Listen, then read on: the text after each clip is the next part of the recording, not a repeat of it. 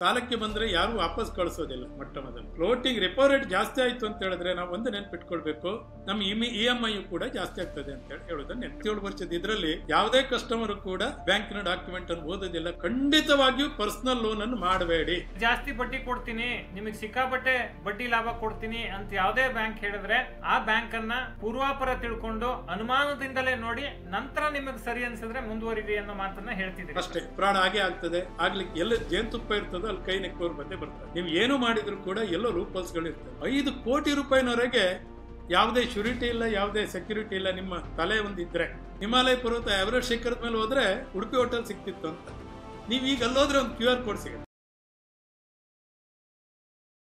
Grow Kannada ವೀಕ್ಷಕರಿಗೆಲ್ಲ ನಮಸ್ಕಾರ. ಉಳಿತಾಯ, ಹೂಡಿಕೆ, ಗಳಿಕೆ, ಒಟ್ಟಾರೆ ಹಣಕಾಸು ನಿರ್ವಹಣೆಯ ಬಗ್ಗೆ ಬೆಳಕು ಚೆಲ್ಲುವಂತಹ ಮನಿ ಗೈಡ್ ವಿಶೇಷ ಕಾರ್ಯಕ್ರಮಕ್ಕೆ ನಿಮಗೆಲ್ಲ ಆತ್ಮೀಯ ಸ್ವಾಗತ. ನಾನು ಶರತ್ MS, ವಿಸ್ತಾರ ನ್ಯೂಸ್ನ ಎಕ್ಸಿಕ್ಯೂಟಿವ್ ಎಡಿಟರ್. 16 ವರ್ಷಗಳ ಮಾಧ್ಯಮ ಕ್ಷೇತ್ರದ ಅನುಭವ ನನಗಿದೆ. ಬೇರೆ ಬೇರೆ ನ್ಯೂಸ್ ಚಾನೆಲ್ಗಳಲ್ಲಿ, ಪತ್ರಿಕೆಗಳಲ್ಲಿ ನಾನು ಕೆಲಸವನ್ನು ಮಾಡಿದ್ದೀನಿ. ಇದರ ಜೊತೆಗೆ ನಾನು ಹಣಕಾಸು ಕುರಿತ ಲೇಖನಗಳನ್ನು ಬರಿತೀನಿ ಮತ್ತು ವಿಡಿಯೋಗಳನ್ನು ಮಾಡ್ತೀನಿ. ಯಾಕೆ ಅಂತ ಹೇಳಿದ್ರೆ ನನಗೆ ಹಣಕಾಸು ನಿರ್ವಹಣೆ ಅನ್ನೋದು ಆಸಕ್ತಿಯ ಕ್ಷೇತ್ರ. ಜನರಿಗೆ ಸುಲಭವಾಗಿ ಹಣಕಾಸು ನಿರ್ವಹಣೆಯನ್ನು ಹೇಳಿಕೊಡಬೇಕು ಅನ್ನೋದು ನನ್ನ ಉದ್ದೇಶ. ಆ ಕಾರಣದಿಂದ ನಾನು ಹಣಕಾಸು ನಿರ್ವಹಣೆಯ ಬಗ್ಗೆ ಒಂದು ಪುಸ್ತಕವನ್ನು ಸಹಿತ ಬರೆದಿದ್ದೀನಿ. ಅದು ಮನಿ ಸೀಕ್ರೆಟ್ಸ್ ಮತ್ತು ಸ್ಟಾಕ್ ಮಾರ್ಕೆಟ್ ಸೀಕ್ರೆಟ್ಸ್. 6 ಮುದ್ರಣಗಳನ್ನು ಆ ಪುಸ್ತಕ ಕಂಡಿದೆ. ಜನರು ಅದನ್ನು ಒಪ್ಪಿ ಮೆಚ್ಚಿಕೊಂಡಿದ್ದಾರೆ. ಇದು ನನ್ನ ವೈಯಕ್ತಿಕ ಪರಿಚಯ. ಗ್ರೋ ಕನ್ನಡದ ಮನಿ ಗೈಡ್ ಪಾಡ್ಕಾಸ್ಟ್ನ ಫಸ್ಟ್ ಎಪಿಸೋಡನ್ನು ನೀವು ನೋಡಿಲ್ಲ ಅಂದರೆ ದಯವಿಟ್ಟು ಅದನ್ನು ನೋಡಿ. ಸ್ಟಾಕ್ ಮಾರ್ಕೆಟ್ ಬಗ್ಗೆ, ಮ್ಯೂಚುವಲ್ ಫಂಡ್ ಬಗ್ಗೆ, ಲೋನ್ ನಿರ್ವಹಣೆ ಬಗ್ಗೆ, ಹೀಗೆ ಅನೇಕ ವಿಚಾರಗಳನ್ನು ಅದರಲ್ಲಿ ನಾವು ಮಾತುಕತೆ ನಡೆಸಿದ್ದೀವಿ. ಡಿಸ್ಕ್ರಿಪ್ಷನಲ್ಲಿ ಅದರ ಲಿಂಕ್ ಇದೆ, ದಯವಿಟ್ಟು ಅದನ್ನು ನೋಡಿ. ಗ್ರೋ ಕನ್ನಡ ಯೂಟ್ಯೂಬ್ ಚಾನಲ್ಗೆ ನೀವು ಸಬ್ಸ್ಕ್ರೈಬ್ ಆಗಿಲ್ಲ ಅಂದರೆ ದಯವಿಟ್ಟು ಸಬ್ಸ್ಕ್ರೈಬ್ ಆಗಿ, ಬೆಲ್ ಐಕಾನನ್ನು ಕ್ಲಿಕ್ ಮಾಡಿ. ಮನಿ ಗೈಡ್ನ 2ನೇ ಎಪಿಸೋಡ್ನಲ್ಲಿ ಹಣಕಾಸಿನ ಪಾಠವನ್ನು ಹೇಳಿಕೊಡಲಿಕ್ಕೆ ನಮ್ಮ ಜೊತೆಗೆ ಇದ್ದಾರೆ ಬ್ಯಾಂಕಿಂಗ್ ಕ್ಷೇತ್ರದ ತಜ್ಞರಾದಂತಹ ನಾರಾಯಣ ಯಾಜಿಯವರು. ನಾರಾಯಣ ಯಾಜಿಯವರಿಗೆ ಬ್ಯಾಂಕಿಂಗ್ ಕ್ಷೇತ್ರದಲ್ಲಿ ದಶಕಗಳ ಅನುಭವ ಇದೆ. 1985ರಲ್ಲಿ ಪ್ರೊಬೇಷನರಿ ಅಧಿಕಾರಿಯಾಗಿ ಬ್ಯಾಂಕಿಂಗ್ ಕ್ಷೇತ್ರವನ್ನು ಪ್ರವೇಶಿಸಿದ ಯಾಜಿಯವರು ನಂತರ ಉನ್ನತ ಹುದ್ದೆಗಳನ್ನು ಅಲಂಕರಿಸಿದರು. ಕರ್ನಾಟಕ ವಿಕಾಸ ಗ್ರಾಮೀಣ ಬ್ಯಾಂಕ್ನ ವಹಿವಾಟನ್ನು ಕೇವಲ 3 ವರ್ಷಗಳಲ್ಲಿ 10 ಕೋಟಿಯಿಂದ 100 ಕೋಟಿಗೆ ಹೆಚ್ಚಳ ಮಾಡಿದಂಥ ಹೆಗ್ಗಳಿಕೆ ನಾರಾಯಣ ಯಾಜಿಯವರದು. ಅಂಥವರು ನಮ್ಮ ಕಾರ್ಯಕ್ರಮದಲ್ಲಿ ಇವತ್ತಿದ್ದಾರೆ.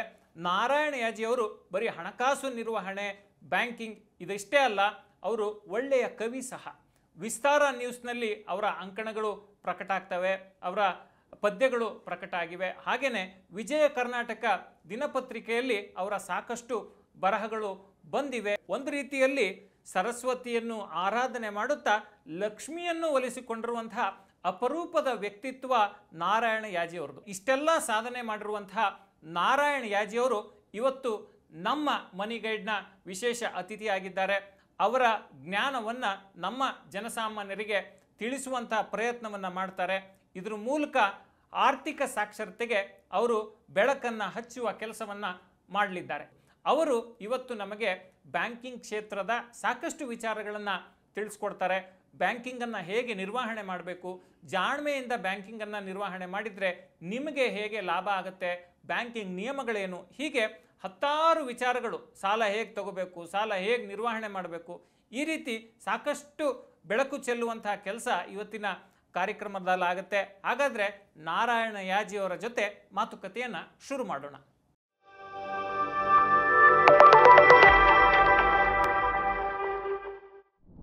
ನಾರಾಯಣ ಯಾಜಿ ಸರ್, ನಮಸ್ಕಾರ. ನಮಸ್ಕಾರ. ನಮಸ್ಕಾರ ಸರ್. ಸರ್, ಮೊದಲನೇ ಪ್ರಶ್ನೆ ಬಹಳ ಕುತೂಹಲಕಾರಿ ಪ್ರಶ್ನೆಯನ್ನು ನಾನು ನಿಮಗೆ ಕೇಳ್ತೀನಿ. ನಿಮ್ಮ ಪ್ರಕಾರ ಉಳಿತಾಯ ಜಾಸ್ತಿ ಮಾಡಬೇಕು, ಖರ್ಚು ಜಾಸ್ತಿ ಮಾಡಬೇಕು, ಇನ್ವೆಸ್ಟ್ ಜಾಸ್ತಿ ಮಾಡಬೇಕು, ಇಲ್ಲ ಸಾಲ ಜಾಸ್ತಿ ಮಾಡಬೇಕು? ತುಂಬಾ ಅತ್ಯಂತ ಮಹತ್ವವಾದಂಥ ಪ್ರಶ್ನೆ ಇವತ್ತಿನ ಕಾಲದಲ್ಲಿ. ಉಳಿತಾಯ ಜಾಸ್ತಿ ಮಾಡಬೇಕು ಅಥವಾ ಖರ್ಚು ಜಾಸ್ತಿ ಮಾಡಬೇಕು ಅಂತೇಳಿ ಹೇಳೋದಕ್ಕಿಂತ ಮೊಟ್ಟ ಮೊದಲು ಇರಬೇಕಾದದ್ದೇನು ಕೇಳಿ ಬ್ಯಾಲೆನ್ಸ್ಡ್ ಆಗಿರ್ಬೇಕು ಅಂತೇಳಿ.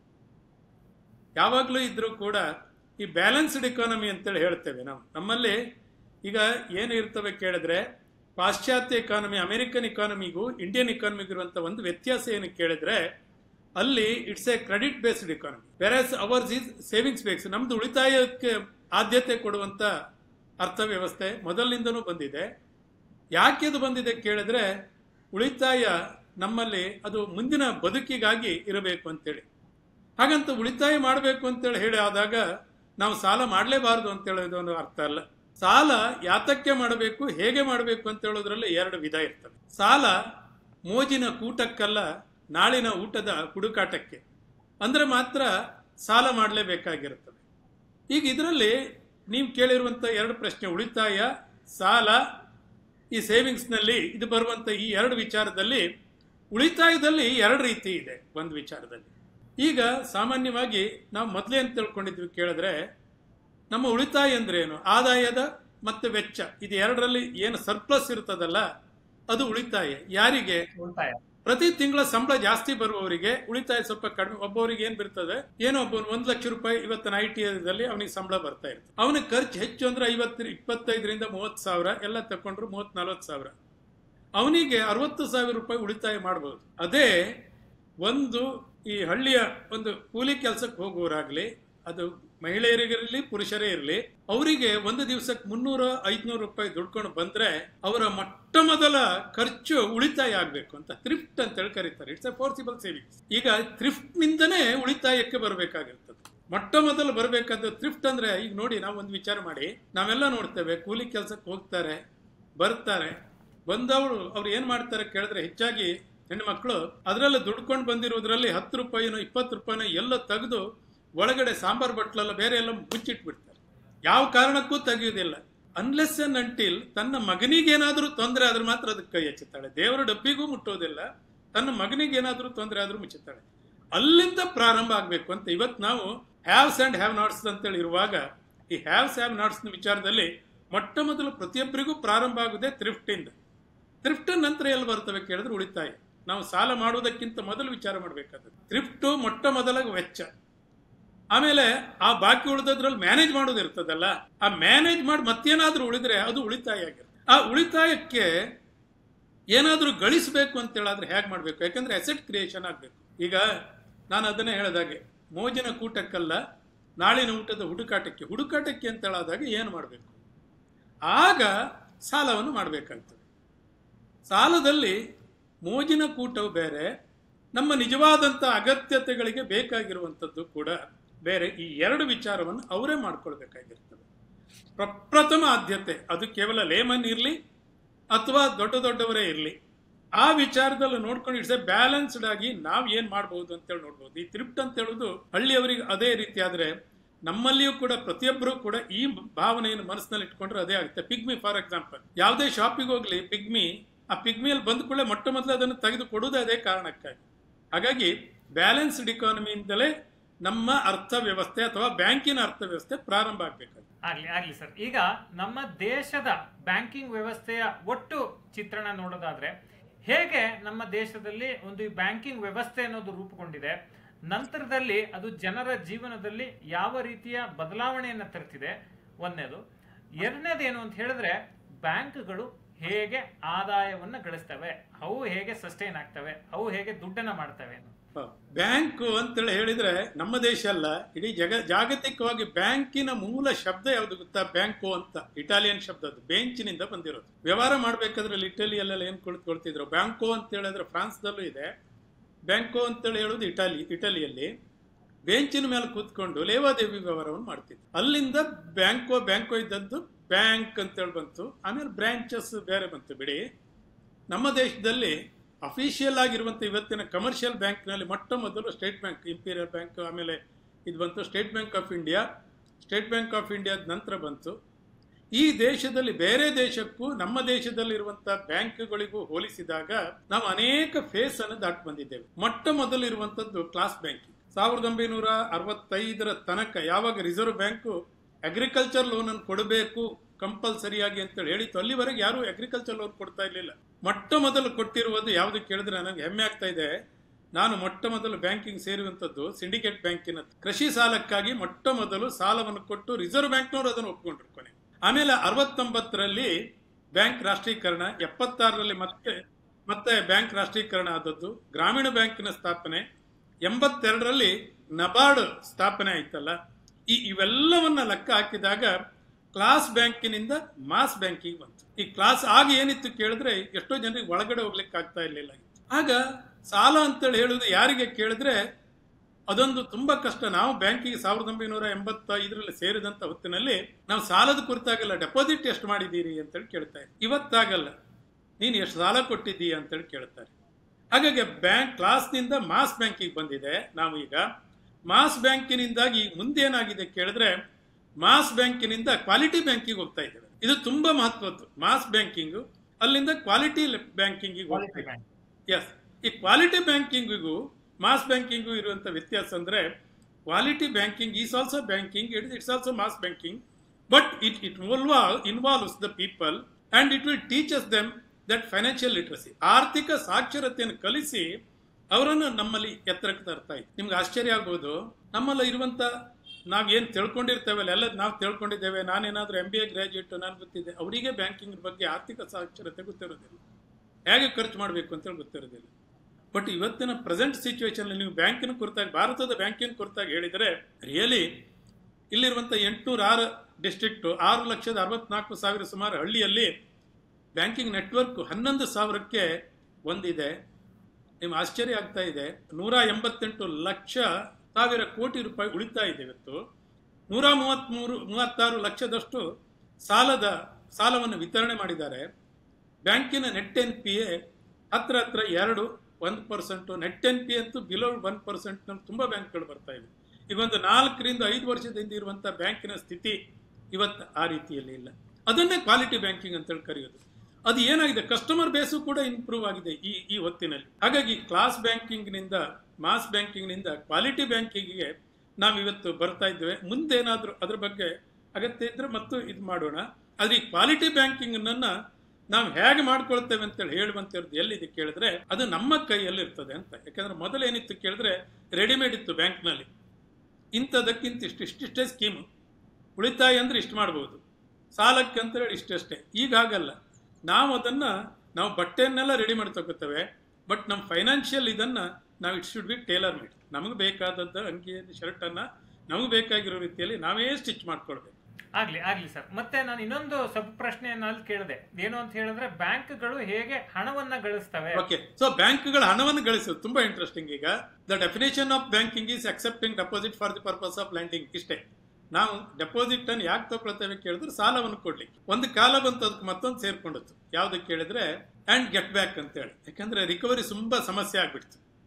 Accepting deposit for the purpose of landing and get back ಅಂತ. ಈಗ ನಾವು ಈ ಸಾಲವನ್ನ ಡೆಪಾಸಿಟ್ ಮಾಡಿದಾಗ ನಾವು ಸಾಲ ತಕೊಳ್ಳೋದು, ಸಾಲವನ್ನ ಕೊಟ್ಟಿರೋದ್ರಿಂದ ನಾವು ಇಂಟ್ರೆಸ್ಟ್ ಅನ್ನು ಚಾರ್ಜ್ ಮಾಡ್ತೇವೆ, ಎರಡರಲ್ಲೂ ಇಂಟ್ರೆಸ್ಟ್ ಅನ್ನು ಚಾರ್ಜ್ ಮಾಡ್ತೇವೆ. ಸಾಲದ ವಿಚಾರದಲ್ಲಿ ನಾವು ಡೆಪಾಸಿಟ್ಗೂ ಕೂಡ ಬಡ್ಡಿಯನ್ನು ಕೊಟ್ಟು ತಗೊಳ್ತೇವೆ, ನಾವು ಸಾಲವನ್ನು ಕೊಟ್ರೆ ಬಡ್ಡಿಯನ್ನು ಹಾಕ್ತೇವೆ. ಈ ಎರಡರ ವ್ಯತ್ಯಾಸ ಇರ್ತದಲ್ಲ, ಈ ಎರಡರ ವ್ಯತ್ಯಾಸದಲ್ಲಿ ಬ್ಯಾಂಕ್ಗಳು ಲಾಭ ಮಾಡ್ತವೆ ಅಂತ ಹೇಳೋದು ಒಂದು ಕಾಲದ ಆಲೋಚನೆ ಆಗಿತ್ತು, ಬ್ಯಾಂಕಿನ ಪ್ರಾಕ್ಟಿಕಲ್ ಆಗಿ ಅದಿತ್ತು. ಆದ್ರೆ ಇವತ್ತು ಅದು ಕೇವಲ ಅದೇ ಸಾಕಾಗುವುದಿಲ್ಲ. ಇವತ್ತು ಬ್ಯಾಂಕಿನ ಡೆಫಿನೇಷನ್ ನಲ್ಲಿ ಬರೀ ಕೇವಲ ಡೆಪಾಸಿಟ್ ಅಂತ ತಕೊಳ್ಳೋದು, ಸಾಲ ಕೊಡೋದಷ್ಟೇ ಅಲ್ಲ. Bank has become the banking mall. ಈಗ ಫೈನಾನ್ಷಿಯಲ್ ಮಾಲ್. ಒಂದು ಬ್ಯಾಂಕಿನ ಒಳಗಡೆ ಹೋದ್ರೆ ಅವನಿಗೆ ಫೈನಾನ್ಸಿಯಲಿ ಏನು ಬೇಕೋ ಅದೆಲ್ಲ ಸಿಗುತ್ತೆ. ಅಂದ್ರೆ ಡಿಪಾಸಿಟ್ ಸಿಗುತ್ತೆ, ಸಾಲ ಅದಕ್ಕೂ ಕೂಡ ಬ್ಯಾಂಕಿಗೆ ಹೋಗ್ಬೋದು, ಯಾವುದೋ ಕರೆಂಟ್ ಬಿಲ್ ಅಂತ ತುಂಬಲಿಕ್ಕೋ ಅಥವಾ ಇನ್ನಿತರದಕ್ಕೋ ಬ್ಯಾಂಕಿಗೆ ಹೋಗ್ತಾರೆ. ಅದು ಯಾವುದು ಬೇಡ, ಇನ್ಶೂರೆನ್ಸಿಗೂ ಕೂಡ ಬ್ಯಾಂಕಿಗೆ ಹೋಗ್ತಾರೆ, ಆಮೇಲೆ ಮ್ಯೂಚುವಲ್ ಫಂಡಿಗೂ ಕೂಡ ಬ್ಯಾಂಕಿಗೆ ಹೋಗ್ತಾರೆ. ಅದು ಯಾವುದೂ ಇಲ್ಲದೆ ಇದ್ರೆ ನಿಮ್ಮ ಆಧಾರ್ ಕಾರ್ಡ್ ಅನ್ನ, ಬೇರೆ ಎಲ್ಲ ancillary service relating to the finance, ಇದು ಎಲ್ಲ ವಿಚಾರಕ್ಕೂ ಕೂಡ ಇವತ್ತು ಬ್ಯಾಂಕಿಂಗ್ ಬರುವಾಗ ನಾವು ಎಲ್ಲದಕ್ಕೂ ಚಾರ್ಜ್ ಮಾಡ್ತೇವೆ. ಈಗ ಬ್ಯಾಂಕಿಗೆ ಬಂದೇ ಮಾಡಬೇಕು ಅಂತೇಳಿ ಏನಿಲ್ಲ. ಈಗ IMPS ಪೇಮೆಂಟ್ ಉಂಟು, ವರ್ಚುವಲ್ ಬ್ಯಾಂಕಿಂಗ್ ಇದೆ, ಮೊಬೈಲ್ ಆ್ಯಪ್ ಇದೆ. ಇವು ಯಾವುದ್ರಲ್ಲೂ ಮಾಡಿದ್ರು ಕೂಡ ನಮಗೆ ಲಾಭ ಬರಬೇಕು ಅಂತೇಳಿ. ಯಾಕೆಂದ್ರೆ ಈಗ ಏನಾಗಿದೆ ಅಂದ್ರೆ ಡೆಪಾಸಿಟ್ ಮತ್ತು ಅಡ್ವಾನ್ಸಿಗೆ ಒಂದು ಕಾಲದಲ್ಲಿ 6 ರಿಂದ 7% ಗ್ಯಾಪ್ ಇತ್ತು. ನಾವು ಸಾಲವನ್ನು ಕೊಡುವುದು ಡೆಪಾಸಿಟ್ಗೆ 16% ಸಾಲಕ್ಕೆ ಬಡ್ಡಿ ವಿಧಿಸಿದ್ರೆ 10 ರಿಂದ 11% ಡೆಪಾಸಿಟ್ಗೆ ಕೊಡ್ತಿದ್ವಿ. ಇವತ್ತಾಗಿಲ್ಲ. ನೆಟ್ ಇನ್ಕಮ್ ಮಾರ್ಜಿನ್ ಇರೋದು ಕೇವಲ 2 ರಿಂದ 3% ಅಷ್ಟೇ. ಈ 2% ಅಲ್ಲಿ ಸ್ಯಾಲರಿಯನ್ನ ಎಲ್ಲವುದನ್ನು ಮಾಡಬೇಕಾದ್ರಿಂದ ಅದನ್ನು ಸಮದೂಗಿಸ್ಕೊಡ್ಬೇಕಾದ್ರೆ DD ಇವತ್ತು ಬರ್ತಾ ಇಲ್ಲ, ನೆಫ್ಟ್ RTGS ಬಂದಿರೋದ್ರಿಂದ ಈ ಎಲ್ಲ ಸರ್ವಿಸ್ ಅನ್ನು ಕೊಟ್ಟು ಥರ್ಡ್ ಪಾರ್ಟಿ ಸೆಲ್ಲಿಂಗ್ ಮಾಡಿ, ಕ್ರಾಸ್ ಸೆಲ್ಲಿಂಗ್ ಮಾಡಿ ಬ್ಯಾಂಕ್ನವ್ರು ಲಾಭ ಮಾಡ್ಕೊಳ್ತಾರೆ. ಈ ಎಲ್ಲ ಇದೆ. ಆಮೇಲೆ ಮತ್ತೊಂದಿದೆ ಟ್ರೆಸರಿ ಬೆಂಚ್ ಅಂತೇಳಿ, ಇನ್ವೆಸ್ಟ್ಮೆಂಟ್. ಅದು ಜನಸಾಮಾನ್ಯರಿಗೆ ಗೊತ್ತಾಗ್ಲಿಕ್ಕೆ ಅಷ್ಟು ಸುಲಭದಲ್ಲಿಲ್ಲ. It's a complicated one. Treasury ಬ್ಯಾಂಕ್ನಲ್ಲಿ ಇನ್ವೆಸ್ಟ್ಮೆಂಟು, ಆ ಇನ್ವೆಸ್ಟ್ಮೆಂಟ್ ಮೂಲಕನೂ ಬ್ಯಾಂಕ್ ಲಾಭ ಮಾಡ್ತಾ ಇದೆ. ಮತ್ತೊಂದು ರೀತಿಯಿಂದ ಲಾಭ ಮಾಡೋದು ಎಲ್ಲಿ ಇರ್ತದೆ ಕೇಳಿದ್ರೆ, ಬ್ಯಾಂಕ್ನವರು ನಮ್ದು ಎಕ್ಸೆಸ್ ಆಗಿರುವಂಥ ಒಂದು ಪೋರ್ಟ್ಫೋಲಿಯೋನ ಶಾರ್ಟ್ ಫಾಲ್ ಇರುವಂಥದ್ದು ಪ್ರಯಾರಿಟಿ ಸೆಕ್ಟರ್ನಲ್ಲಿ, ಅಗ್ರಿಕಲ್ಚರ್ನಲ್ಲಿ ಕೊಡ್ತೇವೆ ನಾವು ಅವರಿಗೆ. ಅದಕ್ಕೆ ಎಕ್ಸ್ಟ್ರಾ ಇನ್ಕಮ್ ತಗೊಳ್ತಾರೆ, ಅದರಿಂದಲೂ ಕೂಡ ಲಾಭ ಬರ್ತವೆ. ಹೀಗೆ ಹಲವಾರು ಮಾರ್ಗಗಳಿಂದ ಬ್ಯಾಂಕ್ಗಳು ಆದಾಯವನ್ನು ಹೆಚ್ಚಿಸಿಕೊಳ್ತವೆ. ಆ ಆದಾಯ ಹೆಚ್ಚಿಸಿಕೊಂಡಿರೋದು ವೆಚ್ಚಕ್ಕಿಂತ ಕಡಿಮೆ ಆಯ್ತು ಬ್ಯಾಂಕ್ ಲಾಭ ಗಳಿಸ್ತವೆ. ಹಾ ಸರ್ ಖಂಡಿತ. ಈಗೇನಂದ್ರೆ ಬ್ಯಾಂಕ್ ಅಂದ ತಕ್ಷಣ ಪ್ರಮುಖವಾಗಿ ಬರೋದು ನೀವು ಹೇಳಿದಾಗೆ ಡೆಪಾಸಿಟ್ ನಂತರದಲ್ಲಿ ಬರುವಂತದ್ದು. ಇವತ್ತಿನ ದಿನಮಾನಕ್ಕೆ ನಾವು ಲೆಕ್ಕಾಚಾರ ಹಾಕಿ ನೋಡೋದಾದ್ರೆ ಲೋನ್ ಅನ್ನೋದು ಬಹಳ ಪ್ರಮುಖವಾಗಿ ನಿಲ್ಲುತ್ತೆ. ಒಂದು ಬ್ಯಾಂಕ್ ಲೋನ್ ಕೊಡಬೇಕಾದ್ರೆ ಯಾವೆಲ್ಲ ಪ್ಯಾರಾಮೀಟರ್ಸ್ ನ ನೋಡುತ್ತೆ, ಯಾರಿಗೆ ಲೋನ್ ಕೊಡುತ್ತೆ, ಯಾವ ಆಧಾರದಲ್ಲಿ ಲೋನ್ ಕೊಡುತ್ತೆ, ಇದನ್ನ ನೀವು ನಮ್ಮ ವೀಕ್ಷಕರಿಗೆ ತಿಳಿಸೋದಾದ್ರೆ ಸರ್. ಸೊ ಒಂದು ಕಾಲದಲ್ಲಿತ್ತು ಬ್ಯಾಂಕಿನಲ್ಲಿ ಸಾಲ ಕೊಡೋದು ಹೇಗೆ ಕೇಳಿದ್ರೆ, ಬ್ಯಾಂಕ್ ಕೊಡುವಾಗ ಬೇರೆ ಏನೂ ನೋಡ್ತಾ ಇರಲಿಲ್ಲ. ಲೋಕಲ್ ಬ್ಯಾಂಕ್ನಲ್ಲಿ ಒಂದು NDC ತಗೊಂಡು ಬನ್ನಿ ಅಂತೇಳಿ ಹೇಳ್ಬಿಡ್ತೀವಿ, ನೋ ಡ್ಯೂ ಸರ್ಟಿಫಿಕೇಟ್ ಅಂತ. ಮೊಟ್ಟ ಮೊದಲು ಬ್ಯಾಂಕಿನ ಒಳಗಡೆ ಬಂದು ಸಾಲಕ್ಕೆ ಬಂದಾಗ ಮೊದಲ ರೀತಿಯಿಲ್ಲ. ಈಗ ಸಾಲಕ್ಕೆ ಬಂದರೆ ಯಾರೂ ವಾಪಸ್ ಕಳಿಸೋದಿಲ್ಲ. ಮೊಟ್ಟ ಮೊದಲು ಯಾಕೆ ಏನು ಅಂತೇಳಿ ಕೇಳ್ತಾರೆ. ಈಗ ಹೆಚ್ಚಿನ ಪಬ್ಲಿಕ್ ಸೆಕ್ಟರ್ ಬ್ಯಾಂಕ್ಗಳಲ್ಲಿಯೂ ಕೂಡ ಸಾಲವನ್ನು ವಿತರಣೆ ಮಾಡಲಿಕ್ಕಾಗಿ ಕೆಲವೊಂದು ಏಜೆನ್ಸಿಗಳು, ಅಥರೈಸ್ಡ್ ಏಜೆನ್ಸಿ, ಅವು ಯಾವುದು ಚೀಟರ್ಸ್ ಅಲ್ಲ, SBI ದವರು ಮಾಡಿದ್ದಾರೆ. ಆನ್ಲೈನ್ನಲ್ಲೂ ಕೂಡ ಅರ್ಜಿಯನ್ನು ಸಲ್ಲಿಸಬಹುದು. ಮೊಟ್ಟ ಮೊದಲು ಬೇಕಾಗಿರುವಂಥದ್ದು ಸಿಬಿಲ್ ಸ್ಕೋರ್. ನಾವು ಅದನ್ನೊಂದು ಗಟ್ಟಿಯಾಗಿ ಇಟ್ಕೊಳ್ಬೇಕು, ನೆನ್ಪಿಟ್ಕೊಳ್ಬೇಕು.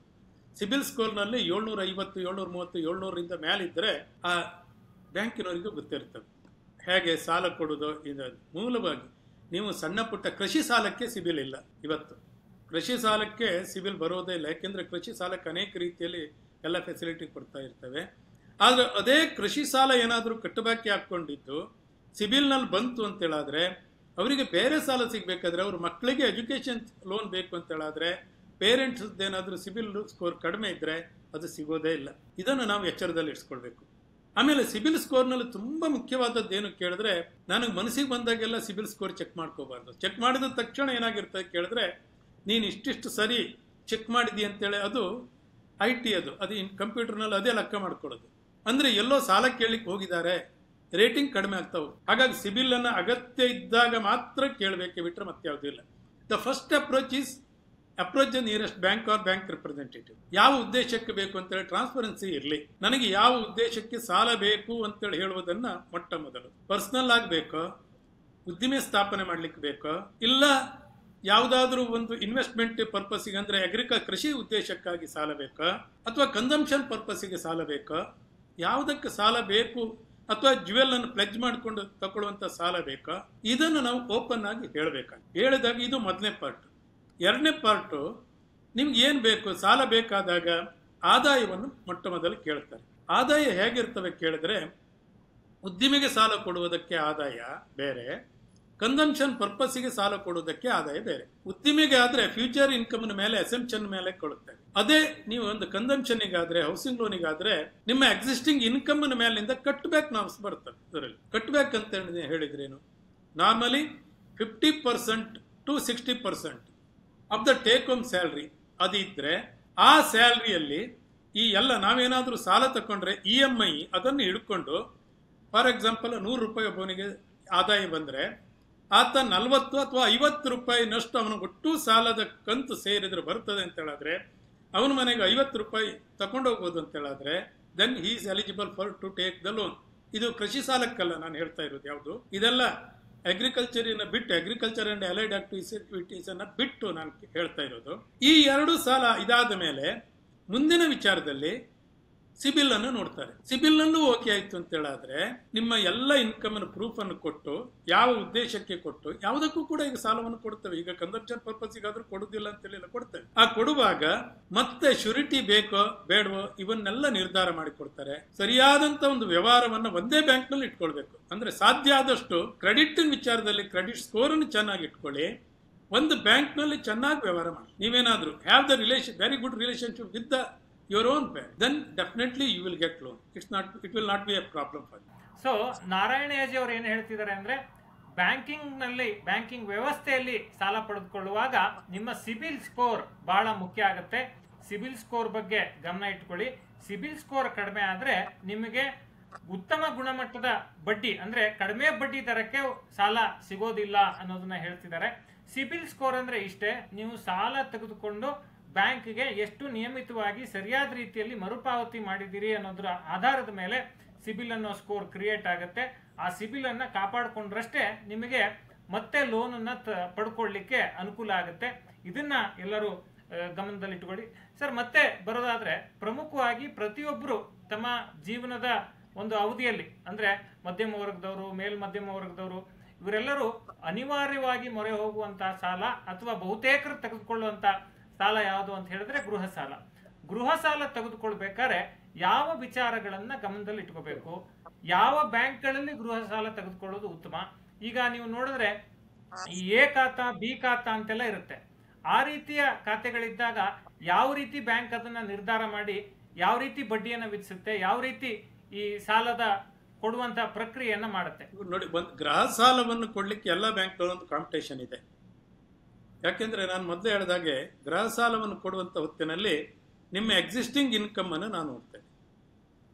ಸೊ ಗೃಹ ಸಾಲದ ವಿಚಾರದಲ್ಲಿ ಮೊಟ್ಟ ಮೊದಲು ಮಾಡ್ಬೇಕು, ಯಾಕೆಂದ್ರೆ ಪ್ರತಿಯೊಬ್ಬರ ವ್ಯಕ್ತಿಯ ಕನಸು. ಹಾಗಾಗಿ ನಾವು ಯಾವಾಗ ಮೊಟ್ಟ ಮೊದಲು ಗೃಹ ಸಾಲವನ್ನು ಮಾಡುವಾಗ ಯಾವ ವಯಸ್ಸಿನಲ್ಲೇ ಮಾಡಬೇಕು ಅಂತ ಹೇಳೋದು ತುಂಬಾ ಮುಖ್ಯ ಆಗಿರ್ತದೆ. ನೋಡಿ, ಈಗ ಅವನ ಸರ್ವಿಸ್ 60 ವರ್ಷದಲ್ಲಿ ಅವನಿಗೆ 24-25 ವರ್ಷಕ್ಕೆ ಜಾಬ್ ಸಿಕ್ಕಿದ್ರೆ ನಾನೇನು ಸಜೆಸ್ಟ್ ಮಾಡ್ತಾ ಇದ್ದೇನೆ ಕೇಳಿದ್ರೆ ಲಾಂಗ್ ಟರ್ಮ್ ಗೃಹ ಸಾಲವನ್ನು ತಗೊಳ್ಳೋದು ಒಳ್ಳೆಯದು. 30 ವರ್ಷ ನಿಮ್ಗೆ EMI ಎಷ್ಟು ಕಡಿಮೆ ಬರ್ತವೆ ಅಂತ ಹೇಳಿದ್ರೆ ಒಬ್ಬೊವರಿಗೆ 1 ಲಕ್ಷ ರೂಪಾಯಿನ ಗೃಹ ಸಾಲ ಅವನ ಟೋಟಲ್ ಸಂಬಳ ಇದ್ರೆ ಅವನು ಸಾಮಾನ್ಯವಾಗಿ ಒಂದು 50 ಲಕ್ಷ ರೂಪಾಯಿನವರೆಗೆ ಅಂದ್ರೆ ಸಾಲವನ್ನು ತಕ್ಕೋಬಹುದು. ನೀವು ಗೃಹ ಸಾಲವನ್ನ ಒಂದು 50 ಲಕ್ಷ ರೂಪಾಯಿ ತಕೊಂಡ್ರೆ 30 ವರ್ಷಕ್ಕೆ ಹತ್ರ 38,000 ರೂಪಾಯಿ ಕಂತು ಬರ್ತಾ ಇರ್ತದೆ. ನಮ್ಮ ಅಸಂಪ್ಷನ್ ಏನಿರ್ತದೆ ಕೇಳಿದ್ರೆ ಅವನ ಇನ್ಕಮ್ ಪ್ರತಿ ವರ್ಷದಿಂದ ವರ್ಷಕ್ಕೆ ಜಾಸ್ತಿ ಆಗ್ತಾ ಹೋಗಿರುತ್ತೆ. ತುಂಬಾ ಮಹತ್ವದ್ದು ಅಂತ ಹೇಳಿದ್ರೆ ಮೊಟ್ಟ ಮೊದಲು ಆದಷ್ಟು ಅರ್ಲಿ ಏಜ್ ನಲ್ಲಿ ಗೃಹ ಸಾಲಕ್ಕಾಗಿ ಹೋಗಿ, ಆಮೇಲೆ ಹೆಚ್ಚಿಗೆ ಆಗ್ತಾ ಹೋದಾಗ ಇದ್ದ ಮನೆಯನ್ನು ಮಾರಬಹುದು, ಇಲ್ಲ ಅಪ್ಗ್ರೇಡೇಷನ್ ಮಾಡುವುದಿದ್ರು ಕೂಡ ಆ ಅಕಾರ್ಡಿಂಗ್ ಟು ದಟ್ ಇನ್ಕಮ್ ಅದು ಬ್ಯಾಂಕ್ನವ್ರು ಹೆಚ್ಚಿಗೆ ಸಾಲವನ್ನು ಕೊಡ್ತಾರೆ. ಇದು ಮೊಟ್ಟ ಮೊದಲನೇ. ಇನ್ನು ಬೇಕಾಗಿರುವಂತಹ ಡಾಕ್ಯುಮೆಂಟ್ ಯಾವುದು ಅಂತ ಹೇಳೋದು ತುಂಬಾ ಮುಖ್ಯ ಅಂತ ಹೇಳಿದ್ರೆ, ನೀವು ಯಾವ ಜಾಗದ ಮೇಲೆ ಸಾಲವನ್ನು ಪಡಿತೀರಲ್ಲ ಆ ಜಾಗ ಅದು ಎ ಖಾತೆ ಇರಲಿ ಬಿ ಖಾತೆ ಇರಲಿ ಅದು ಎರಡರಲ್ಲಿ ಇರುವಂತದ್ದನ್ನ ಲೀಗಲ್ ವೆರಿಫಿಕೇಶನ್ ತುಂಬಾ ಮುಖ್ಯ. ಪ್ರತಿ ಬ್ಯಾಂಕಿಗೂ ಒಂದು ಪ್ಯಾನಲ್ ಅಡ್ವೊಕೇಟ್ಸ್ ಇರ್ತಾರೆ, ಲೀಗಲ್ ಇದಕ್ಕೆ ತುಂಬಾ ಎಕ್ಸ್ಪರ್ಟ್ ಇರ್ತಾರೆ. ಹಾಗಾಗಿ ಅವರು ಏನ್ ಮಾಡ್ತಾ ಇರ್ತಾರೆ ಕೇಳಿದ್ರೆ ಒರಿಜಿನಲ್ ಡಾಕ್ಯುಮೆಂಟ್ ಅನ್ನು ವೆರಿಫೈ ಮಾಡ್ತಾರೆ. ಇವತ್ತು ಬೆಂಗಳೂರಿನಂತದ್ರಲ್ಲೆಲ್ಲ ತುಂಬಾ ಮೋಸ ಆಗ್ತಾ ಇದೆ. ನಾವೇನೋ ನಮ್ದು ಅಂತ ತಿಳ್ಕೊಂಡಿರ್ತೇವೆ, ನಾಳೆ ಯಾರೋ ಬಂದ್ಬಿಡ್ತಾರೆ.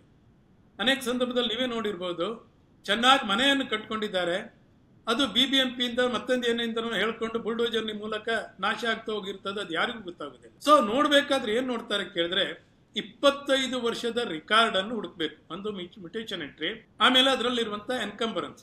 ಮ್ಯೂಟೇಷನ್ ಎಂಟ್ರಿ ಅಂದ್ರೇನು, ಆ ಜಾಗದ ಫ್ಲೋ ಹೇಗೆ ಬಂತು ಅಂತ. 25 ವರ್ಷ ಯಾಕೆ ಅಂತ ಹೇಳಿದ್ರೆ 18 ವರ್ಷಕ್ಕೆ ಯಾರಾದ್ರೂ ಮೈನರ್ ಇಂಟ್ರೆಸ್ಟ್ ಇದ್ರೆ ಅಂತ 18 ವರ್ಷಕ್ಕೆ ಅವನಿಗೆ ಅಧಿಕಾರ ಬರ್ತದೆ. ಬಟ್ ಆಸ್ತಿ ಅಧಿಭೋಗದ ಹಕ್ಕು ಬರೋದು 21ನೇ ವರ್ಷಕ್ಕೆ. ಮತ್ತು 3 ವರ್ಷದವರೆಗೆ ಅವನು ಕ್ಲೇಮ್ ಮಾಡ್ಬೋದು ಯಾವುದೇ ಒಂದು ವಿಚಾರದಲ್ಲಿ. 3 ವರ್ಷದ ನಂತರ ಅದಕ್ಕೆ ಆಧಾರ ಇರೋದಿಲ್ಲ. ಸೊ 21, 3, 24 ಅದು ಇದು ಬೇಡ ಅಂತೇಳಿ 25 ವರ್ಷದನ್ನು ಕೇಳ್ತೇವೆ ನಾವು ಅದನ್ನು. ಇನ್ನು ಎನ್ಕಂಬರೆನ್ಸ್ ಹಾಗೆ ಹಳೇದು ಏನಾದರೂ ಇದೆಯೋ ಅಂತೇಳಿ, ಇವಾಗ ಗೌರ್ಮೆಂಟ್ ಎನ್ಕಂಬರೆನ್ಸ್ ಏನಾದರೂ ಇದ್ರೆ 30 ವರ್ಷದವರೆಗೆ ಇರ್ತವೆ. ಅವ್ರದ್ದೇನಾದ್ರೂ ಇಂಟ್ರೆಸ್ಟ್ ಇದ್ರೆ, ಯಾವುದಾದ್ರೂ ಸಮಸ್ಯೆ ಇದ್ರೆ ಅದೆಲ್ಲ ಇದೆಯೋ ಅಂತೇಳಿ ನೋಡ್ಬೇಕಾದ್ರೆ ನಮ್ಗೆ ಏನ್ ಮಾಡಿರ್ಬೇಕು ಕೇಳಿದ್ರೆ ಕಂಪಲ್ಸರಿಯಾಗಿ ನಾವು ರಿಕಾರ್ಡ್ ಅನ್ನು ನೋಡ್ಬೇಕು. ಅದನ್ನು ವಕೀಲರು ನೋಡ್ಕೋತಾರೆ. ಇದಿಷ್ಟನ್ನು ಇದ್ರೆ ಇಲ್ಲ ಯಾರ್ದಾದ್ರೂ ಪರ್ಚೇಸ್ ಮಾಡೋದಿದ್ರೆ ಅವ್ರ ಹತ್ರ ಕೇಳಬೇಕು, ನಿಮ್ಗೆ ಯಾಕೆ ಬಂತು ಅಂತ. ನಾನೇನಾದ್ರೂ ಇದು ಒಂದು ವಸ್ತುವನ್ನು ತಗೊಳ್ಬೇಕಾದ್ರೆ I should have absolute ownership on this property, then only I can sell this one, otherwise I cannot. ನೀವು ಬಿಲ್ಡರೇ ಇರಲಿ ಯಾರೇ ಇರಲಿ, ಯಾಕಂದ್ರೆ ಹೆಚ್ಚಿನದೆಲ್ಲ ಬಿಲ್ಡರು ಕೂಡ ಅವರವರು ಬ್ಯಾಂಕಿನಿಂದ ಮೊಟ್ಲ ಅಪ್ರೋಚ್ ಆಗುವಾಗ್ಲೇನೆ ಎಲ್ಲ ಮಾಡಿರ್ತಾರೆ, ಅಂತದೇನು ಸಮಸ್ಯೆ ಆಗಿರೋದಿಲ್ಲ. ಬಟ್ ರೆಪ್ಯೂಟೆಡ್ ಲೀಗಲ್ ಅಡ್ವೈಸರ್ ಅನ್ನ ಬ್ಯಾಂಕ್ನವರು ರಿಲೇ ಆಗಬೇಕು, ಇವರು ಕೂಡ ರಿಲೇ ಆಗಬೇಕು. ಒಂದ್ ವೇಳೆ ಅದು ಸರಿ ಇಲ್ಲ ಅಂತ ಹೇಳಿದ್ರೆ ಅಡ್ವೈಸ್ ಮಾಡ್ತಾರೆ, ಏನೇನ್ ಮಾಡಬಹುದು ಅಂತ ಹೇಳಿ ರಿಜೆಕ್ಟ್ ಮಾಡೋದಿಲ್ಲ. ನೆನ್ಪಿಟ್ಟು ನಾನೇ ನನ್ನ ಸರ್ವಿಸ್ ನಲ್ಲಿ ನೋಡಿದ್ದೇನೆ, ರಿಜೆಕ್ಟ್ ಮಾಡೋದಿಲ್ಲ. ನೋಡಿ, ಮೈನರ್ ಇಂಟ್ರೆಸ್ಟ್ ಇದ್ರೆ ನೀವು ಇಂತಲ್ಲಿ ಹೋಗಿ ಹೀಗೆ ಮಾಡ್ಕೊಳ್ಳಿ ಹೀಗೆ ಅಂತೇಳಿ. ಸೊ ಇದ್ರ ಪಾರ್ಟ್ ಇಷ್ಟಕ್ಕೆ ಬಿಡೋಣ. ಇನ್ನು ಬೇಕಾಗಿರುವಂತದ್ದು ಯಾವ್ದು ಕೇಳಿದ್ರೆ take home salary, that's most important. ನಾನು ಅದನ್ನೇ ಹೇಳಿದಾಗೆ 50% ಇರ್ತದೆ, 60% ಇರ್ತದೆ. ಯಂಗ್ ಏಜ್ ನಲ್ಲಿ ಆದ್ರೆ ಜಾಸ್ತಿ ಸಿಗುತ್ತೆ. ನಿಮ್ಗೆ 60 ವರ್ಷ ಹೆಂಡತಿನೂ ಗಂಡ ಹೆಂಡತಿ ಇಬ್ರು ದುಡಿಯುವಂತದ್ದಿದ್ರೆ ಅವರು ಸ್ಪೋರ್ಟ್ಸ್ ಅನ್ನ ಕೋ ಬರೋವರಾಗಿ ಜಾಯಿನ್ ಮಾಡಿ, ಆಗ ನಿಮ್ಗೆ ಲೋನ್ ಜಾಸ್ತಿ ಸಿಗ್ತದೆ. ನೀವು ಜಾಸ್ತಿ ಹೌಸಿಂಗ್ ಲೋನ್ ನಲ್ಲಿ ಒಂದು ಅಡ್ವಾಂಟೇಜ್ ಅಂದ್ರೆ ಹೌಸಿಂಗ್ ಲೋನ್ ಇಂಟ್ರೆಸ್ಟ್ ನಲ್ಲಿ ನಿಮ್ಗೆ ಇನ್ಕಮ್ ಟ್ಯಾಕ್ಸ್ ನಿಂದ ಫುಲ್ಲಿ ಎಕ್ಸಂಪ್ಷನ್ ಸಿಗುತ್ತೆ. ಆಮೇಲೆ ಇಂಟ್ರೆಸ್ಟ್ ಗೆ ಅದರ ಇನ್ಸ್ಟಾಲ್ಮೆಂಟ್ ಕೂಡ ಎಕ್ಸಂಪ್ಷನ್ ಸಿಗುತ್ತೆ, ಅಥವಾ ಇವತ್ತೀಗ ಬೇಕು ಬೇಡ ಬೇರೆ. ಈ ಎಲ್ಲ ಕಾರಣದಿಂದ ಹೌಸಿಂಗ್ ಲೋನ್ ಮತ್ತೆ it is the cheapest loan, around 8% ಇನ್ನು ವೇರಿಯೇಷನ್ ಯಾವ ಬ್ಯಾಂಕ್ ನಲ್ಲೂ ಉತ್ತಮ, ಎಲ್ಲ ಬ್ಯಾಂಕ್ ನಲ್ಲೂ ಉತ್ತಮನೇ. ಇವತ್ತು ಹೌಸಿಂಗ್ ಲೋನಿಗೆ ಏನು ಸಮಸ್ಯೆ ಆಗೋದಿಲ್ಲ. ಆದ್ರೆ ಇದು ನಾನು ತಿಳುವಳಿಕೆ ಪರ್ಪಸ್ ಕೊಡೋದ್ರಿಂದ, ನಾನು ಒಂದು ಪಬ್ಲಿಕ್ ಸೆಕ್ಟರ್ ಬ್ಯಾಂಕ್ ನಿಂದ ಬಂದಿರೋದ್ರಿಂದ ನೀವು ಯಾವುದೇ ವಿಚಾರ ಮಾಡುವಾಗ ಯು ಕಂಪೇರ್ ದಟ್ ಒನ್. ಈಗ ನಿಮ್ಗೆ ಹೌಸಿಂಗ್ ಲೋನ್ ಅಂತ ಹೇಳಿದ್ಕೊಳ್ಳೆ 4-5 ಜನ ಬರ್ತಾರೆ, ಕೇಳ್ತಾರೆ ನಾವು ಏನು ಅಂತ, ಅಪ್ ಫ್ರಂಟ್ ಚಾರ್ಜಸ್ ಏನಾದ್ರೂ ಇದೆಯಾ, ನಾಳೆ ನಿಮ್ಗೇನಾದ್ರೂ ಬಡ್ಡಿ ಕಡಿಮೆ ಆದ್ರೆ ಮುಂದೆ ಅದನ್ನ ಬೇರೆ ಬ್ಯಾಂಕಿಗೆ ಶಿಫ್ಟ್ ಮಾಡಬೇಕಾದ್ರೆ, ಟ್ರಾನ್ಸ್ಫರಿಂಗ್ ಮಾಡಬೇಕಾದ್ರೆ ಏನಾದ್ರೂ ಪ್ರೀ ಕ್ಲೋಸರ್ ಚಾರ್ಜ್ ಹಾಕ್ತೀರಾ, ಇದನ್ನೆಲ್ಲ ನೋಡ್ಕೊಂಡು ಮಾತಾಡಿ. ಯಾಕಂದ್ರೆ ಬಿ ಟ್ರಾನ್ಸ್ಪರೆನ್ಸ್, ನನಗೆ ಅದನ್ನೆಲ್ಲದನ್ನು ಗೊತ್ತಿರಬೇಕು. ನೀವು ಅದನ್ನೇನು ಒಂದೇ ಸರಿ ಮುಲಾಜಿಗೆ ಬಿಡಬೇಡಿ. It is your right. ನಾನು ಬಡ್ಡಿಯನ್ನು ಕೊಡ್ತೇನೆ, ನಾನು ಅದನ್ನು ಕರೆಕ್ಟ್ ಆಗಿ ತಿಳ್ಕೊಬೇಕು. ಟ್ರಾನ್ಸ್ಪರೆನ್ಸಿ ಸಾಲ ಕೊಡುವವರಲ್ಲೂ ಇರಬೇಕು, ಸಾಲ ತಗೊಳ್ಳುವಲ್ಲೂ ಇರಬೇಕು. ಜಾಗದ ರೆಕಾರ್ಡ್ ಅನ್ನು ಮತ್ತೇನು ಇಲ್ಲ, ಸಿಂಪಲ್ ಆಗಿರುತ್ತೆ ಇಷ್ಟೇ. ಒರಿಜಿನಲ್ ಡಾಕ್ಯುಮೆಂಟ್ ಬ್ಯಾಂಕಿನದ್ದು, ಜಾಗದ್ದು, ದೆನ್ ಇನ್ಕಮ್ ಪ್ರೂಫ್, ಇಷ್ಟಿದ್ ಬಿಟ್ರೆ ಹೌಸಿಂಗ್ ಲೋನ್ ವಿಚಾರದಲ್ಲಿ ಮತ್ತೇನು ಸಮಸ್ಯೆ ಇರೋದಿಲ್ಲ. ವಿತಿನ್ 24 hours ಒಂದು ಹೌಸಿಂಗ್ ಲೋನ್ ಅನ್ನು ಕೂಡಲೇ ಕೊಟ್ಬಿಡ್ತೇವೆ, ಅದೇನು ಸಮಸ್ಯೆ ಆಗಿರೋದಿಲ್ಲ. ಬಟ್ ಹೌಸಿಂಗ್ ಲೋನ್ ಅನ್ನ ಮನೆ ಕಟ್ಟಿ ನೋಡು ಅಂತ ಹೇಳಿದಾಗ ಆದಷ್ಟು ಎಂಗೇಜ್ ನಲ್ಲಿ ತಕೊಳ್ಳಿ, ಇದು ನಾನು ಅಡ್ವೈಸ್ ಮಾಡ್ತೀನಿ. Okay sir. ಆದ್ರೆ ನನಗೆ ತಿಳಿದ ಕೆಲವು ವಿಷಯಗಳನ್ನು ನಾನು ಕೇಳಬೇಕು ಅಂತ ಬಯಸ್ತೀನಿ ಸರ್. ಸಾಮಾನ್ಯವಾಗಿ 3 ತರ ಬ್ಯಾಂಕ್ಗಳನ್ನ ನಾವು ನಮ್ಮ ಬ್ಯಾಂಕಿಂಗ್ ವ್ಯವಸ್ಥೆಯಲ್ಲಿ ನೋಡ್ತೀವಿ. ಒಂದು, ನೀವೇ ಹೇಳಿದಾಗೆ ಕೇಂದ್ರ ಸರ್ಕಾರ ಸೌಮ್ಯ ಇರ್ತಕ್ಕಂಥ ಸೌಮ್ಯದ ಬ್ಯಾಂಕ್ಗಳು ಅಂದ್ರೆ ಪಬ್ಲಿಕ್ ಸೆಕ್ಟರ್ ಬ್ಯಾಂಕ್ಗಳು, ಇನ್ನೊಂದು ಪ್ರೈವೇಟ್ ಸೆಕ್ಟರ್ ಬ್ಯಾಂಕ್ಗಳು, ಮೂರನೇದು NBFCಗಳು. ಸೊ ನನ್ನ ತಿಳುವಳಿಕೆಯಲ್ಲಿ ಹೇಳೋದಾದ್ರೆ ನಮಗೆ ಪಬ್ಲಿಕ್ ಸೆಕ್ಟರ್ ಬ್ಯಾಂಕ್ಗಳಿಗೆ ಹೋದಾಗ ಬಡ್ಡಿ ದರ ಸಹಜವಾಗಿಯೇ ಬೇರೆ ಬ್ಯಾಂಕ್ಗಳಿಗಿಂತ ಕಡಿಮೆ ಇರುತ್ತೆ. ಸೊ ಇದನ್ನ ನಾವು ಹೇಳ್ಬೋದಾ ಸರ್? ಹೇಳ್ಬೋದು ಆ ರೀತಿ? ಅಲ್ಲ, ಅದಕ್ಕೆ ನಾನು ಹೇಳೋದು, ನಾವು ಹಾಗೆ ಹೇಳಲಿಕ್ಕಾಗದೆ ಇದು ತಿಳುವಳಿಕೆ ಕಾರಣಕ್ಕಾಗಿ ಹೇಳೋದ್ರಿಂದ ನೀವು ಕಂಪೇರ್ ಮಾಡಿ ಅಂತೇಳಿ ಹೇಳಿದ್ದೇನೆ ನಾನು ಅಷ್ಟೇ. ಈ ಬ್ಯಾಂಕಿಂಗ್ ವ್ಯವಸ್ಥೆಯಲ್ಲಿ ಏನಿದೆ ಕೇಳಿದ್ರೆ ಇಂಡಿಯಾದಲ್ಲಿ 3 ಕ್ಯಾಟಗರಿ ಬರ್ತವೆ. ಒಂದು public sector, by the act of parliament it has been started. SBI act ಇದೆ, ಬ್ಯಾಂಕ್ ನ್ಯಾಷನಲೈಸೇಷನ್ ಆಕ್ಟ್ ಇದೆ, RRB ಆಕ್ಟ್ ಇದೆ, ನಬಾರ್ಡು ಕೂಡ, ಇವೆಲ್ಲ RBI ಆಕ್ಟ್ ಇವೆಲ್ಲ. ಅದೇ ಪ್ರೈವೇಟ್ ಸೆಕ್ಟರ್ನಲ್ಲಿ ಆದ್ರೆ ಕಂಪನೀಸ್ಗಳು 1956 and 2013 ಕಂಪನೀಸ್ ಆಕ್ಟ್ ಪ್ರಕಾರ ಬಂದಿರೋದು. ಓಲ್ಡ್ ಜನರೇಷನ್ ಪ್ರೈವೇಟ್ ಬ್ಯಾಂಕ್ ಇರಲಿ ಅಥವಾ ನ್ಯೂ ಜನರೇಷನ್ ಪ್ರೈವೇಟ್ ಬ್ಯಾಂಕ್ ಇರಲಿ, they are the banking companies. And the third one is the cooperative banks. And NBFC comes under the other part. ಯಾಕೆಂದ್ರೆ ಅವ್ರಿಗೆ deposit ಅನ್ನೆಲ್ಲ ಮಾಡಲೆಲ್ಲ restrictions ಇದೆ. ಇವು ಮೂರು, these institution they accept deposit and they lend money. NBFC ಆಗೋಗಿರೋದಿಲ್ಲ. But NBFCಯಲ್ಲೂ ಸಾಲವನ್ನು ಕೊಡ್ತಾರೆ. ಬಟ್ ಹಿಡನ್ ಚಾರ್ಜಸ್ ಯಾವ್ದಾದ್ರು ಇದೆಯಾ ಅಂತ ಹೇಳೋದನ್ನು ಮೊಟ್ಟ ಮೊದಲು ಲೆಕ್ಕ ಮಾಡ್ಕೊಳ್ಬೇಕು. ಹಾಗಾಗಿ ನಾನು ಹೇಳೋದೇನು ಕೇಳಿದ್ರೆ, ನೀವು ಪಬ್ಲಿಕ್ ಸೆಕ್ಟರ್ಗೆ ಹೋಗಿ, ಪ್ರೈವೇಟ್ ಸೆಕ್ಟರ್ಗೆ ಹೋಗಿ, ಮೊಟ್ಟ ಮೊದಲು 4 ಕಡೆ, ಇವನ್ ಅಂತೂ ಈಗ ಆನ್ಲೈನಲ್ಲೂ ಕೂಡ ಚೆಕ್ ಮಾಡ್ಬೋದು, ಇಲ್ಲ ಡಿಸ್ಕಷನ್ ಮಾಡಿದ್ರೆ ಒಳ್ಳೆ ಕಸ್ಟಮರ್ ಇದ್ರೆ, ಒಳ್ಳೆ ಸಿಬಿಲ್ ಸ್ಕೋರ್ ಇದ್ರೆ, ಆ MCLR ಅಂತೇಳಿ marginal cost of lending rate ಅಂತೇಳಿ ನಾವೇನು ಕರಿತೇವಲ್ಲ, 6.5% ಇದೆ, 2.5% ಅಂತ ಹಾಕೊಂಡು 8ರಿಂದ 8.40 ಇನ್ ಬಿಟ್ವೀನ್ ದಟ್ ಒನ್ ಅಲ್ಲಿಗೆ ಬಂದು ನಿಂತ್ಕೊಂಡು ದೊಡ್ಡ ದೊಡ್ಡ ಸಾಲ ಎಲ್ಲ ಇದ್ರೆ ಖಂಡಿತವಾಗಿ ಬ್ಯಾಂಕ್ಗಳು ಮತ್ತು ನೆಗೋಷಿಯೇಟ್ ಮಾಡಿ ಫೈನಲ್ ರೇಟ್ ಅನ್ನು ಕೊಡುತ್ತಾರೆ. ಹೆಚ್ಚಿನ ಬ್ಯಾಂಕ್ಗಳು ಕೊಡ್ತಾರೆ, including public sector bank and even regional. ಖಂಡಿತ ಸರ್. ಈಗ ನಾವು ಈ ಲೋನ್ ಇಂಟ್ರೆಸ್ಟ್ ರೇಟ್ ಅಂತ ನೋಡಿದಾಗ ಈಗ ರೆಪೋ ರೇಟ್ ಅನ್ನೋದು ತುಂಬಾ ಚರ್ಚೆಯಲ್ಲಿದೆ. ರೆಪೋ ಆಧಾರಿತ ಸಾಲ ಅನ್ನೋದು ನಾವೀಗ ಗಮನಿಸಿದ್ರೆ ಸರ್, 2019 ಕೋವಿಡ್ ಆದ ನಂತರ ಇಂಟ್ರೆಸ್ಟ್ ರೇಟ್ ತುಂಬಾ ರಿಡಕ್ಷನ್ ಆಯಿತು. ನಂತರ ಒಂದೊಂದೇ ಕ್ವಾರ್ಟರ್ನಲ್ಲಿ 2 ತಿಂಗಳಿಗೆ 3 ತಿಂಗಳಿಗೆ ಬಡ್ಡಿಯನ್ನ RBI ಹೆಚ್ಚಳ ಮಾಡ್ತಾ ಬಂತು. ಈ RBI ರೆಪೋ ದರ ಹೆಚ್ಚಳ ಮಾಡೋದಕ್ಕೂ ಮತ್ತೆ ಬ್ಯಾಂಕ್ಗಳು ಸಾಲದ ಮೇಲಿನ ಬಡ್ಡಿ ದರ ಹೆಚ್ಚಳ ಮಾಡೋದಕ್ಕೂ ಏನು ಸಂಬಂಧ ಸರ್? ಹೇಗೆ ಇದು ವರ್ಕ್ ಆಗುತ್ತೆ ಈ ಮೆಕ್ಯಾನಿಸಮ್? ಅಂದ್ರೆ ರೆಪೋ ರೇಟ್ ಹೆಚ್ಚಿಗೆ ಮಾಡಿದ ತಕ್ಷಣನೇ ಬ್ಯಾಂಕು ರಿಸರ್ವ್ ಬ್ಯಾಂಕ್ ನಿಂದ ಬರೋ ಮಾಡುವಂತ ಬಡ್ಡಿ ಆಟೋಮೆಟಿಕ್ಲಿ ಜಾಸ್ತಿ ಆಗ್ಬಿಡ್ತದೆ. ಈಗ 6.5% ಇದೆ ಇವತ್ತಿನ ದಿವಸಕ್ಕೆ. ಹಾಗೇನಾಗಿರ್ತದೆ ಅಂದ್ರೆ ರಿಸರ್ವ್ ಬ್ಯಾಂಕ್ ನಿಂದ ನಾವು ಬರೋ ಮಾಡ್ಬೇಕು. ಇಲ್ಲಿ ನಮ್ದು ಅಂದ್ರೆ ರೆಪೋ ದರ ಅಂದ್ರೆ ರಿಸರ್ವ್ ಬ್ಯಾಂಕ್ ನಿಂದ ಬ್ಯಾಂಕ್ಗಳು ಪಡೆಯುವ ಸಾಲಕ್ಕೆ ನಿಗದಿ ಮಾಡುವಂತ ಬಡ್ಡಿ. ರಿವರ್ಸ್ ರೆಪೋ ಅಂದ್ರೆ ನಾವು ಅವ್ರಿಗೆ ಕೊಡೋದು, ನಮ್ಮ ಎಕ್ಸೆಸ್ ಫಂಡ್ ಅನ್ನು ಅಲ್ಲಿ ಇಡಿಸ್ತೇವೆ. ಅದು ಮಾರ್ಕೆಟ್ ನಲ್ಲಿ ಎಕ್ಸೆಸ್ ಫಂಡ್ ಅನ್ನ ತಕೊಳ್ಬೇಕು ಅಂತ ಹೇಳಾದಾಗ ರಿವರ್ಸ್ ರೆಪೋ ಮಾಡ್ತೇವೆ, ಬಡ್ಡಿ ದರ ಕಡಿಮೆ ಮಾಡಿಬಿಟ್ಟು ಅವ್ರು ಇದು ಮಾಡ್ತಾರೆ. ಈಗಾಗಲ್ಲ, ನಾವು ಅವರಿಂದ ತಕೊಳ್ಬೇಕಾಗ್ತದೆ. ಈಗ ಕಡಿಮೆ ಮಾಡಿದ್ರೆ ಬ್ಯಾಂಕ್ನವರು ಅಷ್ಟು ತಕೊಳ್ಳೋದು ಕಡಿಮೆ ಆಗಿರೋದ್ರಿಂದ ಮಾರ್ಕೆಟಿಗೆ ಅಷ್ಟು ಫಂಡ್ ಜಾಸ್ತಿ ಬರ್ತಾ ಇರ್ತದೆ. ಈಗ ಅದೇ ಹೇಳಿದ್ನಲ್ಲ, ಮಾರ್ಜಿನಲ್ ಕಾಸ್ಟ್ ಆಫ್ ಲೆಂಡಿಂಗ್ ಅಂತೇಳಿ ರೇಟ್ ಅಂತೇಳಿ 6.5%.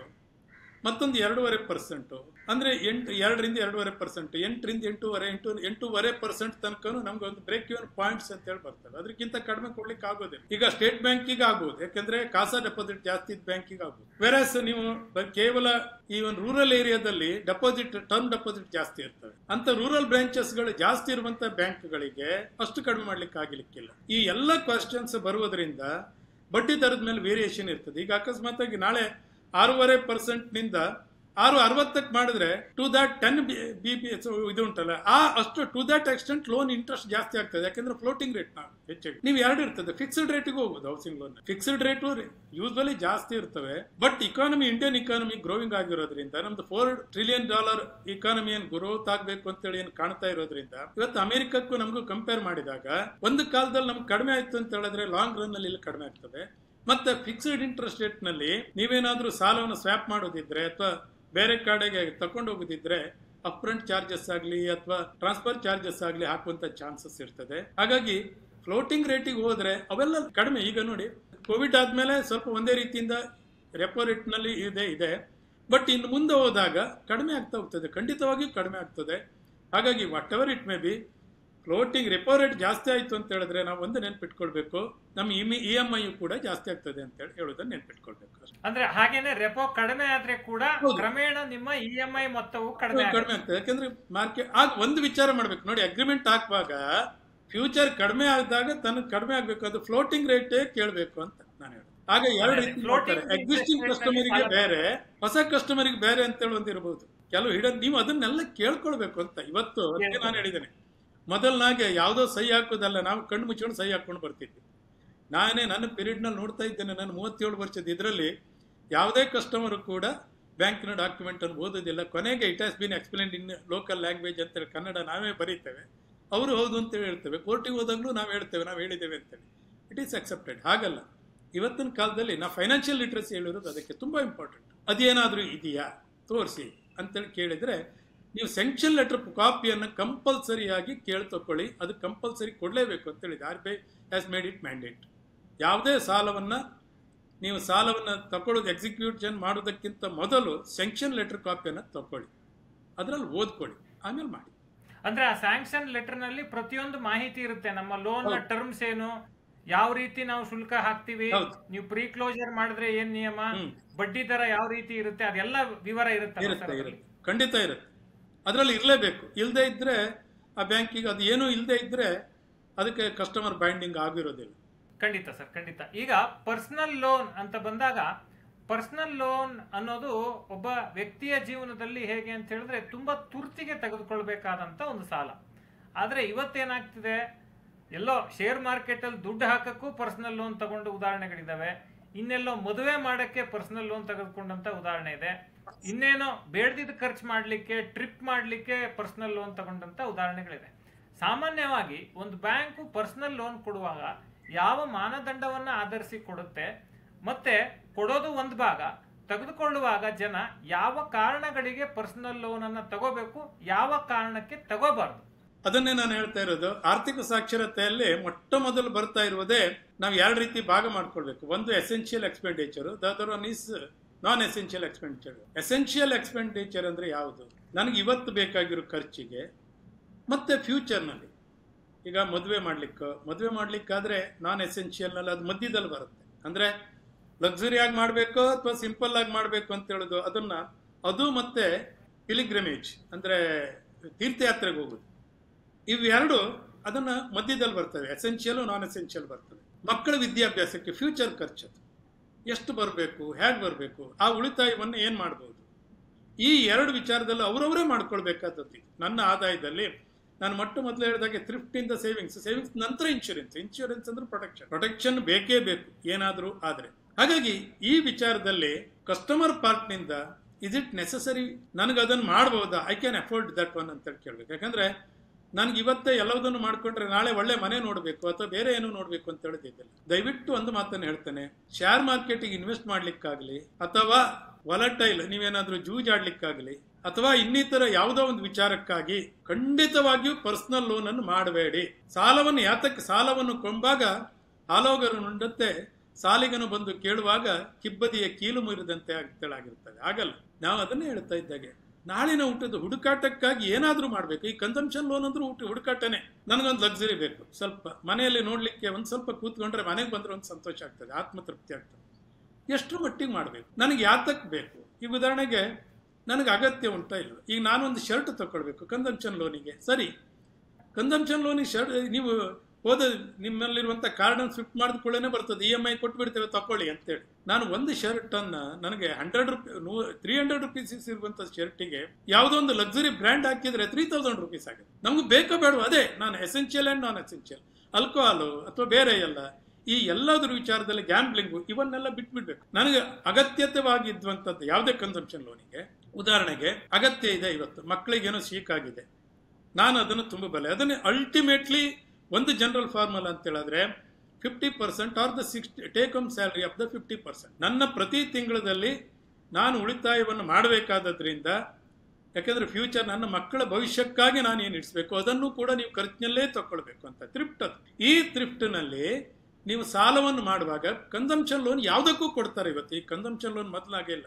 ನೀವು ಬಜಾಜ್ ಫೈನಾನ್ಸ್ ಅಂತ ಕಂಪನಿ ಇರಲಿ ಅಥವಾ ಬ್ಯಾಂಕ್ನಲ್ಲೇ ಇರಲಿ, ಮನೆಯನ್ನು ಅಪ್ಡೇಷನ್ ಮಾಡಲಿಕ್ಕೂ ಕೂಡ ಕೊಡ್ತಾರೆ. ಆದರೆ ಸಾಧ್ಯ ಆದಷ್ಟು ಬ್ಯಾಂಕಿನಲ್ಲಿ ತಗೊಳ್ಳಿ, ಸಾಧ್ಯ.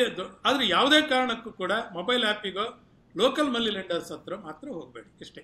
ಅದೇ ಅಂದ್ರೆ ಯಾವುದು ತುಂಬಾ ಅಗತ್ಯ ತುರ್ತು ಅಂತ ಸಂದರ್ಭಗಳಿಗೆ ಮಾತ್ರ ಪರ್ಸನಲ್ ಲೋನ್ ಮೊರೆ ಹೋಗಿ, ಸಣ್ಣ ಪುಟ್ಟ ವಿಚಾರಗಳಿಗೆ, ಜೂಜಾಡೋದಕ್ಕೆ, ಸ್ಟಾಕ್ ಮಾರ್ಕೆಟ್ ಅಲ್ಲಿ ಇನ್ವೆಸ್ಟ್ ಮಾಡೋದಕ್ಕೆ, ಬೇಡದಿದ್ದ ಖರ್ಚುಗಳಿಗೆ, ಲಕ್ಸುರಿ ಖರ್ಚುಗಳಿಗೆ ಪರ್ಸನಲ್ ಲೋನ್ ಬೇಡ ಅಂತೇಳಿ ನಾರಾಯಣಿಯಾಜಿ ಅವರು ಹೇಳ್ತಿದ್ದಾರೆ.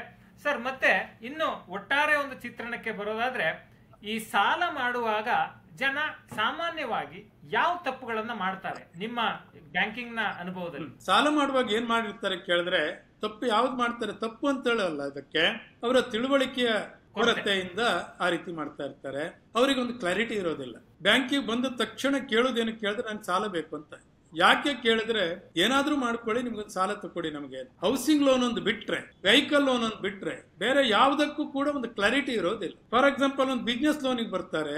ಆ ಬಿಸ್ನೆಸ್ ಲೋನ್ ಅವನಿಗೆ ಏನ್ ಅನಿಸ್ತದೆ ಕೇಳಿದ್ರೆ, ನನ್ನ ನೆರೆಮನೆಯವನು ಯಾವುದೋ ಒಂದು ಬಿಸ್ನೆಸ್ ಮಾಡಿದಾನೆ, ಅವನೊಂದು ಶಾಪ್ ಹಾಕಿದ್ದಾನೆ, ನಾನು ಮಾಡ್ತೇನೆ ಅಂತ ಹೇಳ್ಕೊಂಡು ಬಂದ್ಬಿಡ್ತಾನೆ. ಮಾಡಿದ್ರೆ ಮಾರ್ಕೆಟ್ ಅನ್ನು ಸರ್ವ್ ಮಾಡ್ಕೊಂಡು ಬರೋದಿಲ್ಲ ಅದರಲ್ಲಿ. ಹಾಗಾಗಿ ಮೊಟ್ಟ ಮೊದಲನೇದಾಗಿ ಯಾವ ಉದ್ದೇಶಕ್ಕೆ ಸಾಲ ಬೇಕು, ಎಷ್ಟು ಬೇಕು ಅಂತ ಹೇಳೋದನ್ನು ಬ್ಯಾಂಕ್ ನಲ್ಲಿ ಕೂತ್ಕೊಂಡು ವಿಚಾರ ಮಾಡ್ಲಿಕ್ಕಾಗತ್ತೆ, ಅದೇನು ತೊಂದರೆ ಇಲ್ಲ. ಈ ಕ್ಲಾರಿಟಿ ಮೊಟ್ಟ ಮೊದಲನೇದಾಗಬೇಕು. ಎರಡನೇದಾಗಿ ಎಷ್ಟು ತಗೊಂಡ್ರೆ ನಾನು ತೀರಿಸಬಹುದು ಅಂತ ಹೇಳೋದನ್ನು ನೋಡ್ಬೇಕು. ನಾನು ಹೇಳಿದಾಗೆ, ನೀವೊಂದು ಉದ್ದಿಮೆಯನ್ನು ಮಾಡ್ಲಿಕ್ಕೆ ಹೋಗ್ತೀರಿ ಅಂತ ಇಟ್ಕೊಳ್ಳೋಣ. ಉದ್ದಿಮೆಯನ್ನು ಮಾಡ್ಲಿಕ್ಕೆ ಹೋಗುವಾಗ ನಿಮ್ಮ ಫ್ಯೂಚರ್ ಇಂಟ್ರೆಸ್ಟ್ ಮೇಲೆ ನೀವು ಯಾವುದೇ ಒಂದು ನೀವೇ ಕೂಡ ಮಾಡ್ಕೊಂಡು ಹೋದ್ರು ಕೂಡ 5 ವರ್ಷದ ನೀವೇನೋ ಕೂತ್ಕೊಂಡು ಪೇಪರ್ನಲ್ಲಿ ಕೂತ್ಕೊಂಡು 5 ವರ್ಷದಲ್ಲಿ ಪ್ರತಿ ವರ್ಷ 20% ಗ್ರೋತ್ ಆಗ್ತದೆ ನನ್ನ ಬಿಸ್ನೆಸ್ ಅಂತ ಹೇಳ್ಕೊಂಡು ಅದನ್ನು ಮಾಡ್ಕೊಂಡು current asset minus current liability ಮಾಡ್ಕೊಂಡು ಅದ್ರ ಡಿಫರೆನ್ಸ್ ಇರುವುದಕ್ಕೆ ಅದ್ರ 75% ವರ್ಕಿಂಗ್ ಕ್ಯಾಪಿಟಲ್ ಕೊಡಿ ಅಂತೇಳಿ ಹೇಳ್ಬಿಡ್ಬೋದು. ಅದು ಫಾರ್ಮುಲಾ. ಆ ಫಾರ್ಮುಲಾವನ್ನು ರಿಯಲಿಸ್ಟಿಕ್ ನೀವು ಹೇಗೆ ಮಾಡ್ತೀರಿ ಅಂತ ಹೇಳೋದು. ಆ ರಿಯಲಿಸ್ಟಿಕ್ ಮಾಡಬೇಕಾದಾಗ ನೀವು ಬ್ರಾಂಚ್ನಲ್ಲಿ ಕೂತ್ಕೊಂಡು ವಿಚಾರ ಮಾಡಿ. ಅದಿಲ್ಲದೆ ಇದ್ರೆ ಇವತ್ತು ಒಂದಿದೆ ನಿಮಗೆ, ಇವತ್ತು ಪ್ರತಿಯೊಂದು ಬ್ಯಾಂಕ್ನಲ್ಲಿಯೂ ಕೂಡ ಈ ಫೈನಾನ್ಷಿಯಲ್ ಲಿಟ್ರಸಿ ಬಗ್ಗೆ FLCಗಳು ಅಂತೇಳಿದ್ದಾರೆ, ಫೈನಾನ್ಷಿಯಲ್ ಲಿಟ್ರಸಿ ಕ್ಯಾಂಪ್ ಅಂತೇಳಿದೆ, ಅವರು ಕೊಡ್ತಾರೆ. ಬ್ಯಾಂಕ್ನಲ್ಲಿ ಕ್ರೆಡಿಟ್ ಆಫೀಸರ್ ಇದ್ದಾರೆ, ಅವರಿಗೆ ಅದನ್ನು ಟ್ರೈನಿಂಗ್ ಕೊಡ್ತೇವೆ ನಾವೆಲ್ಲ. ಆ ಕ್ರೆಡಿಟ್ ಆಫೀಸರ್ ಹತ್ರ ಅಥವಾ ಬ್ರಾಂಚ್ ಮ್ಯಾನೇಜರ್ ಹತ್ರ ಕೂತ್ಕೊಂಡು ನೀವು ವಿಚಾರ ಮಾಡಿ, ನನಗೆ ಈ ರೀತಿ ಬೇಕಾಗಿರೋದ್ರಿಂದ ಏನು ಮಾಡ್ಬೋದು ಅಂತ. ಇಲ್ಲ ನಿಮ್ಮ ಚಾರ್ಟರ್ಡ್ ಅಕೌಂಟೆಂಟ್ ಇರ್ತಾರೆ, ಚಾರ್ಟರ್ಡ್ ಅಕೌಂಟೆಂಟ್ ಹತ್ರ ಕೂತ್ಕೊಂಡು ಮಾರ್ಕೆಟ್ ಸರ್ವೆ ಮಾಡಿ. ಇಲ್ಲ DICಗೆ ಹೋಗಿ, ಆ್ಯಕ್ಚುಲಿ ಲೈನ್ ಡಿಪಾರ್ಟ್ಮೆಂಟ್ ಇದೆ, ಯಾವ ಉದ್ದಿಮೆಯನ್ನು ಮಾಡೋದಿದ್ರೆ ಯಾವ್ಯಾವುದಕ್ಕೆ ಸ್ಕೋಪ್ ಇದೆ ಅಂತ ಹೇಳೋದು ಬರ್ತದೆ ಅವರಿಗೆ, ಲೈನ್ ಡಿಪಾರ್ಟ್ಮೆಂಟ್ ಅವರಿಗೆ. ಕೂತ್ಕೊಂಡು ವಿಚಾರ ಮಾಡಿ. ನಿಮ್ಗೆ ಹೋಗ್ಲಿಕ್ಕೆ ಆಗದೇ ಇದ್ರೆ ಆನ್ಲೈನಲ್ಲಿ ಚೆಕ್ ಮಾಡ್ಕೊಳ್ಳಿ ಎಲ್ಲೆಲ್ಲಿ ಏನಾಗ್ಬೋದು ಅಂತ. ಎಕ್ಸ್ಪೋರ್ಟೋ ಇಂಪೋರ್ಟೋ ಒಂದೇ ಸರಿ ಹೋಗಬೇಡಿ. ನೆಲವನ್ನು ಬಿಟ್ಟು ಆಕಾಶವನ್ನು ಹಾರಬಾರ್ದು. ಒಂದು ಸ್ವಲ್ಪ ಎತ್ತರಕ್ಕೆ ಹೋದಾಗ ನೀವೆಲ್ಲ ಕೂತ್ಕೊಂಡು ನನಗೇನೋ ಮಾಡಬೇಕಾಗಿದೆ. ಯಾಕೆಂದರೆ ಎಷ್ಟೋ ಸಂದರ್ಭದಲ್ಲಿ ಬರ್ತವೆ, ನನಗೊಂದು ಸ್ಟಾರ್ಟಪ್ ಮಾಡಬೇಕು ಅಂತೇಳಿ ಬರ್ತಾರೆ, ನಮ್ಮ ಹತ್ತಿರಿಗೆ ಬರ್ತಾನೆ. ಇಲ್ಲ ಸರ್, ನನಗೊಂದು ಉದ್ದಿಮೆ ಹಾಕ್ಕೊಳ್ಬೇಕು ಏನು ಅಂತೇಳಿ. ಒಂದು ಸಣ್ಣ ಉದ್ದಿಮೆ ಹಾಕ್ಕೊಳ್ಬೇಕಾದ್ರೆ ವೆರಿ ಇಂಟ್ರೆಸ್ಟಿಂಗ್ ನಾನಿಲ್ಲಿ ಹೇಳುವುದು ರೂಟ್ಸ್ ಎಟ್ ಟಿ ಅಂತ ಹೇಳಿದ್ದೇವೆ. ಬ್ಯಾಂಕಿನಲ್ಲಿ ತರಬೇತಿಯನ್ನು ಕೊಟ್ಟು ಕಂಪಲ್ಸರಿ ಸಾಲವನ್ನು ಕೊಡ್ತಾರೆ, ಹೆಚ್ಚು ಜನರಿಗೆ ಗೊತ್ತಿಲ್ಲ. ಆಮೇಲೆ CFTRI ಇದೆ, ಹೋಗಿ ನೀವು ಅಪ್ರೋಚ್ ಆಗಿ ಒಂದು ಇಂಡಸ್ಟ್ರಿ ಮಾಡಬೇಕಾದ್ರೆ ಎಲ್ಲ ಪ್ರಾಜೆಕ್ಟ್ ರಿಪೋರ್ಟ್ ಅನ್ನು ರೆಡಿ ಮಾಡಿ ಕೊಡ್ತಾರೆ. ಕೆಲವು ಜನರಿಗೆ SC STಗಳಿಗೆ ಮಹಿಳೆಯರಿಗೆಲ್ಲ ಅದರಲ್ಲಿ ಮತ್ತೆ ವಿನಾಯಿತಿನೂ ಇದೆ, ಫೀ ಅದೇನು ಅಫೋರ್ಡಬಲ್ ಫೀ. ನೀವೆಲ್ಲ ಕೂತ್ಕೊಳ್ಳಿ. ಆ ಗೈಡ್ಲೈನ್ಸ್ ತಂದರೆ ಬ್ಯಾಂಕ್ನವ್ರಿಗೆ ತುಂಬ ಈಸಿ ಅದು ಏನೇನು ಮಾಡ್ಬೋದು ಅಂತೇಳಿ. ಆ ವಿಚಾರವನ್ನು ತಂದುಕೊಂಡು ಆಮೇಲೆ ನೀವು ಎಲ್ಲಿ ಮಾಡ್ತೀರಿ, ಯಾವ ಜಾಗದಲ್ಲಿ ಮಾಡ್ತೀರಿ. ಒಂದು ಸರಿ ನೀವು ಕರ್ನಾಟಕದಲ್ಲಿ ಎಲ್ಲಿಯೋ ನಾವು ಉತ್ತರ ಕರ್ನಾಟಕಕ್ಕೆ ಹೋಗ್ಕೊಂಡು ಸ್ಲಿಪ್ಪರ್ ಅನ್ನು ಮ್ಯಾನುಫ್ಯಾಕ್ಚರಿಂಗ್ ಫ್ಯಾಕ್ಟ್ರಿ ಇದ್ದ ವಿಚಾರ ತಾನು ಮಾಡಬೇಕು ಅಂತ ಹೇಳ್ಕೊಂಡು ಜಗಳ ಬಂದ್ಕೊಂಡು ಕೂತ್ಕೊಂಡು ಆರ್ಗ್ಯೂ ಮಾಡ್ಕೊಳ್ತಾ ಇದ್ದಾರೆ. ಅಲ್ಟಿಮೇಟ್ಲಿ ಕಾಸ್ಟ್ ಲೆಕ್ಕ ಹಾಕಿದ್ರೆ ಒಂದು ಸ್ಲಿಪ್ಪರಿಗೆ 50 ರೂಪಾಯಿ ಬೀಳುತ್ತೆ ಇವರಿಗೆ. ಅದೇ ಕೇರಳದಿಂದ ಬರುವಂತ ಸ್ಲಿಪ್ಪರು ನಿಮಗೆ ಇಲ್ಲಿ 35 ರೂಪಾಯಿಗೆ ಅವನು ತಂದು ಕೊಡ್ತಾನೆ ಇದೇ ಶಾಪಿಗೆ. ಆಗ ಅದು ಮಾಡ್ಲಿಕ್ಕೆ ವಯಬಲ್ ಆಗ್ತವ. ಈ ಎಲ್ಲ ವಿಚಾರ ಎಲ್ಲಿರ್ತದೆ ಕೇಳಿದ್ರೆ ಬ್ಯಾಂಕ್ನಲ್ಲಿ ಇರ್ತದೆ, ಇಲ್ಲ ರೂಡ್ ಸೆಟ್ಟಿ ಇರ್ತದೆ. ರೂಡ್ ಸೆಟ್ಟಿಲಿ ಹೋಗಿ ಕೂತ್ಕೊಂಡು ಮಾತಾಡಿ. ಬಿಸ್ನೆಸ್ ಎಕ್ಸ್ಪಾನ್ಷನ್ಗೆ ಸರಿ ಎಷ್ಟು ಮಾಡ್ಬೋದು, ಟು ವಾಟ್ ಎಕ್ಸ್ಟೆಂಟ್ ಅದನ್ನು ನೋಡ್ಕೊಂಡು. ಅಂದ್ರೆ ನೀವೇನು ಹೇಳ್ತಿದ್ದೀರಿ ಸರ್, ಬ್ಯಾಂಕ್ಗೆ ಸಾಲ ಕೇಳೋಕೆ ಹೋಗಕ್ ಮುಂಚೆ ಒಂದಿಷ್ಟು ಪೂರ್ವ ತಯಾರಿ ಮಾಡ್ಕೊಳ್ಳಿ, ಸಿದ್ಧತೆ ಮಾಡ್ಕೊಳ್ಳಿ, ಸಿದ್ಧತೆ ಒಂದಿಷ್ಟು ಅಂದ್ರೆ ಬ್ಯಾಂಕ್ಗೆ ಹೋಗಿ ಸಾಲ ಕೇಳೋದಕ್ ಮುಂಚೆ ಒಂದಿಷ್ಟು ಸಿದ್ಧತೆ ಮಾಡ್ಕೊಳ್ಳಿ. ಯಾವ್ದಕ್ಕೆ ಬ್ಯಾಂಕ್ನವರು ಸಾಲ ಕೊಡ್ತಾರೆ, ಯಾವೆಲ್ಲ ಅಂಶಗಳನ್ನ ಪರಿಗಣನೆಗೆ ತೆಗೆದುಕೊಳ್ತಾರೆ, ಯಾವ್ದಕ್ಕೆ ಸಾಲ ಕೊಡಲ್ಲ ಅಂತಾರೆ, ನಿಮ್ಮ ತಯಾರಿ ಎಷ್ಟಿದೆ ಅನ್ನೋದನ್ನ ನೋಡ್ತಾರೆ, ಮತ್ತೆ ನಿಮ್ಮ ಆದಾಯ ಎಷ್ಟಿದೆ, ನಿಮಗೆ ಅದನ್ನ ತೀರ್ಸೋ ಸಾಮರ್ಥ್ಯ ಎಷ್ಟಿದೆ ಸಾಲವನ್ನ, ಇದೆಲ್ಲವನ್ನೂ ಗಣನೆಗೆ ತೆಗೆದುಕೊಳ್ತಾರೆ ಅಂತ ಹೇಳ್ತಿದ್ರಿ. ಆ ತಪ್ಪುಗಳನ್ನ, ಆ ಕೊರತೆಗಳನ್ನ ಇಟ್ಕೊಂಡು ಬ್ಯಾಂಕ್ಗೆ ಹೋದ್ರೆ ನಿಮಗೆ ಸಾಲ ಸಿಗೋಲ್ಲ ಅನ್ನೋ ಮಾತನ್ನ ಹೇಳ್ತಿದ್ದಾರೆ ನಾರಾಯಣಯಾಜಿ ಸರ್ ಅವರು. ಮತ್ತೆ ಸರ್ ನಾವು ನೋಡಿದೀವಿ ಈಗ ಸಹಕಾರಿ ಬ್ಯಾಂಕ್ಗಳಲ್ಲಿ, ಸಹಕಾರಿ ಬ್ಯಾಂಕ್ಗಳಲ್ಲಿ ಬಹಳ ದೊಡ್ಡ ಸಮಸ್ಯೆಗೆ ಜನರು ಸಿಲುಕ್ತಾ ಇದ್ದಾರೆ. ಈಗ ಬೆಂಗಳೂರಿನಲ್ಲಿ ನಾವು ಉದಾಹರಣೆಗೆ ತೆಗೆದುಕೊಳ್ಳೋದಾದ್ರೆ ಗುರು ರಾಘವೇಂದ್ರ ಕೋಆಪರೇಟಿವ್ ಬ್ಯಾಂಕ್ ಇರ್ಬೋದು. ಇತ್ತೀಚೆಗೆ ಚಾಮರಾಜಪೇಟೆನಲ್ಲಿ ಒಂದು ಬ್ಯಾಂಕ್ ಕೂಡ ಸಮಸ್ಯೆಗೆ ಸಿಲುಕ್ತು. ಅಲ್ಲಿ ಬಹಳಷ್ಟು ಜನ 10 ಲಕ್ಷ 20 ಲಕ್ಷ 30 ಲಕ್ಷ ಠೇವಣಿ ಇಟ್ಟವರಿದ್ರು. ಯಾಕೆ ಠೇವಣಿ ಇಟ್ಟಿದ್ರು ಅಂದ್ರೆ 12% ಬಡ್ಡಿ ಸಿಗುತ್ತೆ, 13% ಬಡ್ಡಿ ಸಿಗುತ್ತೆ ಅಂತ. ಸಾಮಾನ್ಯವಾಗಿ ಜನರು ಅಂದ್ರೆ ನಿವೃತ್ತಿಗೆ ಏನು ನಿವೃತ್ತಿ ಹಂತದಲ್ಲಿ ಏನೇನು ದುಡ್ಡು ಸಿಕ್ಕಿರುತ್ತೆ ಅದನ್ನ ತಗೊಂಡೋಗಿ ಅಲ್ಲಿ ನಮಗೆ ಫಿಕ್ಸ್ಡ್ ಇಂಟ್ರೆಸ್ಟ್ ಸಿಗುತ್ತೆ ಅಂತೇಳಿ ದುಡ್ಡು ಇಟ್ಟಿದ್ದುಂಟು. ಇಂಥವ್ರು ಈ ಕೋಆಪರೇಟಿವ್ ಬ್ಯಾಂಕ್ಗಳಲ್ಲಿ ದುಡ್ಡಿಡೋದಕ್ಕೆ ಮುಂಚೆ ಏನನ್ನ ಗಮನಿಸ್ಕೋಬೇಕು? ಕೋಆಪರೇಟಿವ್ ಬ್ಯಾಂಕ್ಗಳು ಯಾಕೆ ಹೆಚ್ಚು ರಿಸ್ಕಿ ಅಂತ ಅನಿಸ್ಕೊಳ್ತವೆ? ಸರಿ, ನಾನೇನು ಕೋಆಪರೇಟಿವ್ ಬ್ಯಾಂಕ್ ಅನ್ನ ಟೀಕೆ ಮಾಡೋದಿಲ್ಲ ಈ ಸಂದರ್ಭದಲ್ಲಿ. ಯಾಕಂದ್ರೆ there are excellent cooperative banks are. Shamrao Vithal cooperative bank ಇರಲಿ, ಇವೆಲ್ಲ ತುಂಬಾ ಚೆನ್ನಾಗಿದೆ. ಆದ್ರೆ ಅದು ಕೋಆಪರೇಟಿವ್ ಬ್ಯಾಂಕ್ ಇರಲಿ, ನಾವು ನೆನ್ಪಿಟ್ಕೊಳ್ಬೇಕಾದದ್ದು ಏನು ಕೇಳಿದ್ರೆ, ಸಾಲವನ್ನು ಯಾವುದೇ ಬ್ಯಾಂಕ್ಗಳು ಸಾಲವನ್ನು ಎಲ್ಲಿ ಇನ್ವೆಸ್ಟ್ ಮಾಡ್ತವೆ ಅಂತ ಹೇಳೋದು ಮುಖ್ಯ. ನಾವು ಒಂದು ಸ್ವಲ್ಪ ಮಾರ್ಕೆಟ್ ಸ್ಟಡಿ ಮಾಡಿ. ಇವತ್ತು ಸ್ಟೇಟ್ ಬ್ಯಾಂಕ್ನಲ್ಲಿ ಹೈಯೆಸ್ಟ್ ಕಾಸಾ ಡೆಪಾಸಿಟ್ ಸಿಗ್ತವೆ. ಅಂಥದ್ರಲ್ಲಿ ಅವರಿಗೆ 7% ಮೇಲೆ ಇಂಟ್ರೆಸ್ಟ್ ಕೊಡ್ಲಿಕ್ಕೆ ಆಗೋದಿಲ್ಲ ಯಾವುದೇ ಬ್ಯಾಂಕ್ನಲ್ಲಿ. ಯಾಕೆಂದ್ರೆ ಇಕಾನಮಿ ಗ್ರೋತ್ ಇರುವುದೇ 8% ಇನ್ಫ್ಲೇಷನ್. ನಮ್ದು ಇಕಾನಮಿಕ್ಕಿಂತ ಒಂದು ಚೂರು ಕಡಿಮೆ ಇರ್ತದೆ ಬಡ್ಡಿ ದರ, fixed interest, fixed rate of interest. ಅಂತ ಹೊತ್ತಿನಲ್ಲಿ 12% 13% ಕೊಟ್ಟರೆ ಸಾಲವನ್ನು ಕೊಡಬೇಕಾದ್ರೆ ನೀವೊಂದು 2-3% ಆದರೂ ಜಾಸ್ತಿ ಇಟ್ಕೋಬೇಕು. 14% 15%. ಅಂತ ಸಾಲಕ್ಕೆ ಬರುವ 15% ಕೊಟ್ಟು ಸಾಲಕ್ಕೆ ಬರುವಂತ ವ್ಯಕ್ತಿಗೆ ಯಾವುದೇ ಅಸೆಟ್ ಇರೋದಿಲ್ಲ. ಅಸೆಟ್ ಇದ್ರೆ ಅವನು ನ್ಯಾಷನಲೈಸ್ ಬ್ಯಾಂಕಿಗೆ ಬಂದ್ಬಿಡ್ತಾನೆ. ಫಸ್ಟ್ ಪ್ರಯಾರಿಟಿ ನ್ಯಾಷನಲೈಸ್ ಬ್ಯಾಂಕ್, ಇಲ್ಲ ಪ್ರೈವೇಟ್ ಸೆಕ್ಟರ್ ಬ್ಯಾಂಕಿಗೆ ಹೋಗ್ತಾರೆ. ಕೋಆಪರೇಟಿವ್ ಬ್ಯಾಂಕ್ನಲ್ಲಿ ಫೇಲ್ ಆಗ್ತಾ ಇರೋದು ಎಲ್ಲಿ ಕೇಳಿದ್ರೆ ಅವ್ರದ್ದು ಏರಿಯಾ ಆಫ್ ಆಪರೇಷನ್. ನಾನು ಬೇರೆ ಎಲ್ಲ ವಿಚಾರ ಅದು ಜನರಿಗೆ ಗೊತ್ತಿದೆ, ಆ ವಿಚಾರದ ಬಗ್ಗೆ ಇದು ತಿಳುವಳಿಕೆಗಾಗಿ ಆಗಿರೋದ್ರಿಂದ ನಾನು ಅದನ್ನು ಡೀಪ್ ಆಗಿ ಮುಟ್ಲಿಕ್ಕೆ ಹೋಗೋದಿಲ್ಲ. ಇಟ್ ಈಸ್ ಅಂಡರ್ಸ್ಟುಡ್ ಬೇರೆ ವಿಚಾರದಲ್ಲಿ. ಬಟ್ ಈ ವಿಚಾರದಲ್ಲಿ ಹೇಳ್ಬೇಕಂದ್ರೆ ಹೆಚ್ಚಿನ ಕೋಆಪರೇಟಿವ್ ಬ್ಯಾಂಕ್ಗಳಿಗೆ ಏರಿಯಾ ಆಫ್ ಆಪರೇಷನ್ ಲಿಮಿಟೆಡ್. ಒಂದು ಬೆಂಗಳೂರಿನಂಥ ಏರಿಯಾದಲ್ಲಿ ಇಷ್ಟೆಲ್ಲ ಕಾಂಪಿಟೇಷನ್ ಇರುವಾಗ ಅವರಿಗೇನಾದ್ರೂ ಇಷ್ಟು ಬಡ್ಡಿ ಕೊಟ್ಟು ಲಾಭ ಮಾಡಬೇಕಾದ್ರೆ ಡೆಫಿನೆಟ್ಲಿ ದೇ ಟೇಕ್ ರಿಸ್ಕ್. ಎಲ್ಲ ಯಾರಿಗೋ ಕೊಡ್ತಾರೆ, ಹೌದು, ಯಾರಿಗೋ ಸಾಲ ಕೊಡ್ತಾರೆ, ರಿಯಲ್ ಎಸ್ಟೇಟಿಗೆ ಇನ್ವೆಸ್ಟ್ ಮಾಡ್ತಾರೆ, ಯಾರ್ಯಾರ್ದು ಹೆಸರಲ್ಲಿ ಒತ್ತಡಕ್ಕೆ ಬರ್ತಾರೆ. ಅಲ್ಟಿಮೇಟ್ಲಿ ಅವ್ರಿಗೆ ಪ್ರಾಫಿಟ್ ತೋರಿಸ್ಬೇಕು ಅಂತ ಹೇಳೋ ಕಾರಣಕ್ಕಾಗಿ ಸಾಲ ಎಲ್ಲ ಬಿದ್ಕೊಂಡಿರ್ತದೆ. PNC ಬ್ಯಾಂಕ್ ಆದದ್ದು ಇದೇ ರೀತಿನೇ. ಅವ್ರ ಎಕ್ಸ್ಪೋಜರ್ ನಾರ್ಮ್ಸ್ ಅಂತೇಳಿ ಇರ್ತದೆ. ಮತ್ತು ಇನ್ನೊಂದು ಮುಖ್ಯವಾದದ್ದು ಅಂತ ಹೇಳಿದ್ರೆ, ರಾಷ್ಟ್ರೀಕೃತ ಬ್ಯಾಂಕಿನಲ್ಲಿ ಮತ್ತೆ ಗ್ರಾಮೀಣ ಬ್ಯಾಂಕನ್ನು ಹಿಡಿದು cooperative bank, new generation private sector ಬ್ಯಾಂಕ್ನಲ್ಲಿ ರಿಸರ್ವ್ ಬ್ಯಾಂಕ್ ತುಂಬ ಸ್ಟ್ರಿಕ್ಟ್ ಆಗಿ ಮಾನಿಟರ್ ಮಾಡ್ತದೆ. ನಮ್ಮಲ್ಲಿರುವಂಥ ತುಂಬ ಅನೇಕ ಚಾನೆಲ್ಗಳಿದೆ. ಪ್ರತಿ ದಿವಸ ಮಾಡುವಂಥ ಆಡಿಟ್ ಬೇರೆ ಇರ್ತವೆ, ವಾರಕ್ಕೊಮ್ಮೆ ಮಾಡುವಂಥ ಆಡಿಟ್, ತಿಂಗಳಿಗೊಮ್ಮೆ ಮಾಡುವಂಥ ಆಡಿಟ್ಗಳು ಇರ್ತವೆ, ರೆಗ್ಯುಲರ್ ಆಗಿ ಬರ್ತವೆ. ರಿಸರ್ವ್ ಬ್ಯಾಂಕ್ನವ್ರು ಬರ್ತಾರೆ. ಕೋಆಪರೇಟಿವ್ನಲ್ಲಿ ಎಕ್ಸ್ಟರ್ನಲ್ ಏಜೆನ್ಸಿ ಬೇರೆ ಬೇರೆ ಜನ ಬರ್ತಾರೆ. ಯಾವ್ಯಾವುದೋ ಕಾರಣದಿಂದ they are not expert in banking. ಹಾಗಾಗಿ ಅಲ್ಲಿ ಗ್ರೀನಿಂಗ್ ಆಫ್ ಬ್ಯಾಲೆನ್ಸ್ ಶೀಟ್ ತುಂಬಾ ಆಗ್ಬಿಡ್ತವೆ ಅಂತೇಳಿ ಹೇಳುವಂತ ಭಾವನೆ ಇದೆ. ಅಂತ ಸಂದರ್ಭದಲ್ಲಿಯೂ ಹಣ ಸೈಪನ್ ಆಗ್ಬಹುದು ಅಂತ ಹೊತ್ತಿನಲ್ಲಿ. ಆ ಕಾರಣಕ್ಕಾಗಿ ನೆನ್ಪಿಟ್ಕೊಳ್ಬೇಕು, ಇನ್ವೆಸ್ಟ್ಮೆಂಟ್ ಮಾಡಲೇಬೇಕು ಅಂತ ಹೇಳೋ ಕಾರಣಕ್ಕೆ 12% ಅಲ್ಲಿ ಮಾಡೋ ಬದಲು ನಿಮಗೆ ಬೇಕಾದಷ್ಟು ಚಾನೆಲ್ಗಳಿವೆ, ಅಲ್ಲಿ ಹೋಗಿ ಮಾಡಿ. ಆದರೆ ಇಲ್ಲಿ ಮಾತ್ರ ಖಂಡಿತವಾಗಿಯೂ ಇಡಿಸಬೇಡಿ. ಯಾವಾಗಲೂ ಇಕಾನಮಿಯ ಲೆವೆಲ್ನಿಂದ ಆಚೆ ಈಚೆಯಿಂದ ಇಡ್ತು ಅಂತೇಳಾದ್ರೆ ಅದು ಖಂಡಿತ ಅಪಾಯಕ್ಕೆ ಕಟ್ಟಿಟ್ಟ ಬುತ್ತಿ ಅಂತೇಳಿ ಹೇಳುವುದನ್ನ ನೆನ್ಪಿಟ್ಕೊಳ್ಬೇಕು.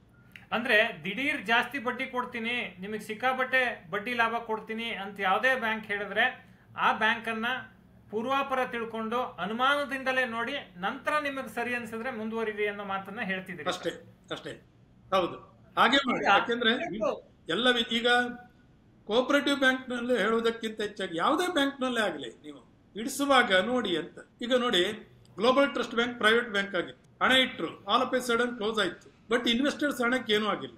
ರೀಸೆಂಟ್ಲಿ ಯೆಸ್ ಬ್ಯಾಂಕಿಗೆ ತೊಂದರೆ ಆಯ್ತು, ಸ್ವಲ್ಪ ದಿವಸಕ್ಕೆ ಆಪರೇಷನ್ ಸ್ಟಾಪ್ ಮಾಡಿದ್ರು, ಏನೂ ಮಾಡ್ಲಿಕ್ಕೆ ಆಗ್ಲಿಲ್ಲ. ಅಲ್ಟಿಮೇಟ್ಲಿ ಕಸ್ಟಮರ್ ಹಣ ಉಳಿಯಿತು. ಆದ್ರೆ ನೀವು ಕೋಆಪರೇಟಿವ್ ಬ್ಯಾಂಕ್ ನಲ್ಲಿ ಆಗ್ಲಿಲ್ಲ. ಯಾಕೆ ಆಗ್ಲಿಲ್ಲ ಕೇಳಿದ್ರೆ ಈ ರೀತಿ ಮೆಕ್ಯಾನಿಸಮ್ ಇಲ್ಲ ಅಲ್ಲಿ ಅಂತ. ಇವನ್ ಪ್ರೈವೇಟ್ ಬ್ಯಾಂಕ್ ಆದ್ರೂ ಕೂಡ RBI ತುಂಬಾ ವಾಚ್ ಮಾಡ್ತವೆ. It's lenders. ಅದು ಏನಿದೆ ಕೇಳಿದ್ರೆ RBI ತುಂಬಾ ಸ್ಟ್ರಿಕ್ಟ್ ಆಗಿ ಮಾನಿಟರ್ ಮಾಡ್ತದೆ, ಪ್ರತಿಯೊಂದನ್ನು ಕೇಳ್ತಾ ಇರ್ತದೆ. CLR SLR ಎಲ್ಲ ನಾವು ಸ್ಟ್ರಿಕ್ಟ್ ಆಗಿ ಮೇಂಟೈನ್ ಮಾಡಬೇಕು. ಎಕ್ಸ್ಪೋಸರ್ ನಾರ್ಮ್ಸ್ ಇರ್ತವೆ.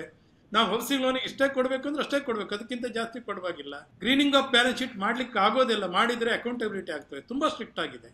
ಈ ಎಲ್ಲ ವಿಚಾರ ಇರೋದ್ರಿಂದ ಸಾಧ್ಯ ಆದಷ್ಟು ಬ್ಯಾಂಕ್ ಅಂತೇಳಿ ಹೇಳಿರುವಂತಹ ಶಬ್ದ ಇರುವಂತಲ್ಲಿ ಬ್ಯಾಂಕರ್ ಅಲ್ಲ, ಬ್ಯಾಂಕಿಂಗ್ ಕಂಪನಿ ಅಲ್ಲ, BANK ಸಿಂಪಲ್ ಆಗಿ ಹಿಂದೆ ಮುಂದೆ ಅಫಿಕ್ಸ್ ಪ್ರಿಫಿಕ್ಸ್ ಇರದೇ ಇರುವಂತದ್ದನ್ನ ನೋಡ್ಕೊಂಡು ನೀವು ಹೋದ್ರೆ ಖಂಡಿತವಾಗಿ ನಿಮ್ಮ ಹಣ ಒಳ್ಳೇದಿರ್ತದೆ. ಇಲ್ಲ ಪೋಸ್ಟ್ ಆಫೀಸ್ ಆದ್ರೂ ಒಳ್ಳೇದು. ಖಂಡಿತ ಸರ್. ಮತ್ತೆ ತುಂಬಾ ಜನಕ್ಕೆ ಒಂದು ಪ್ರಶ್ನೆ ಇರುತ್ತೆ ಸರ್.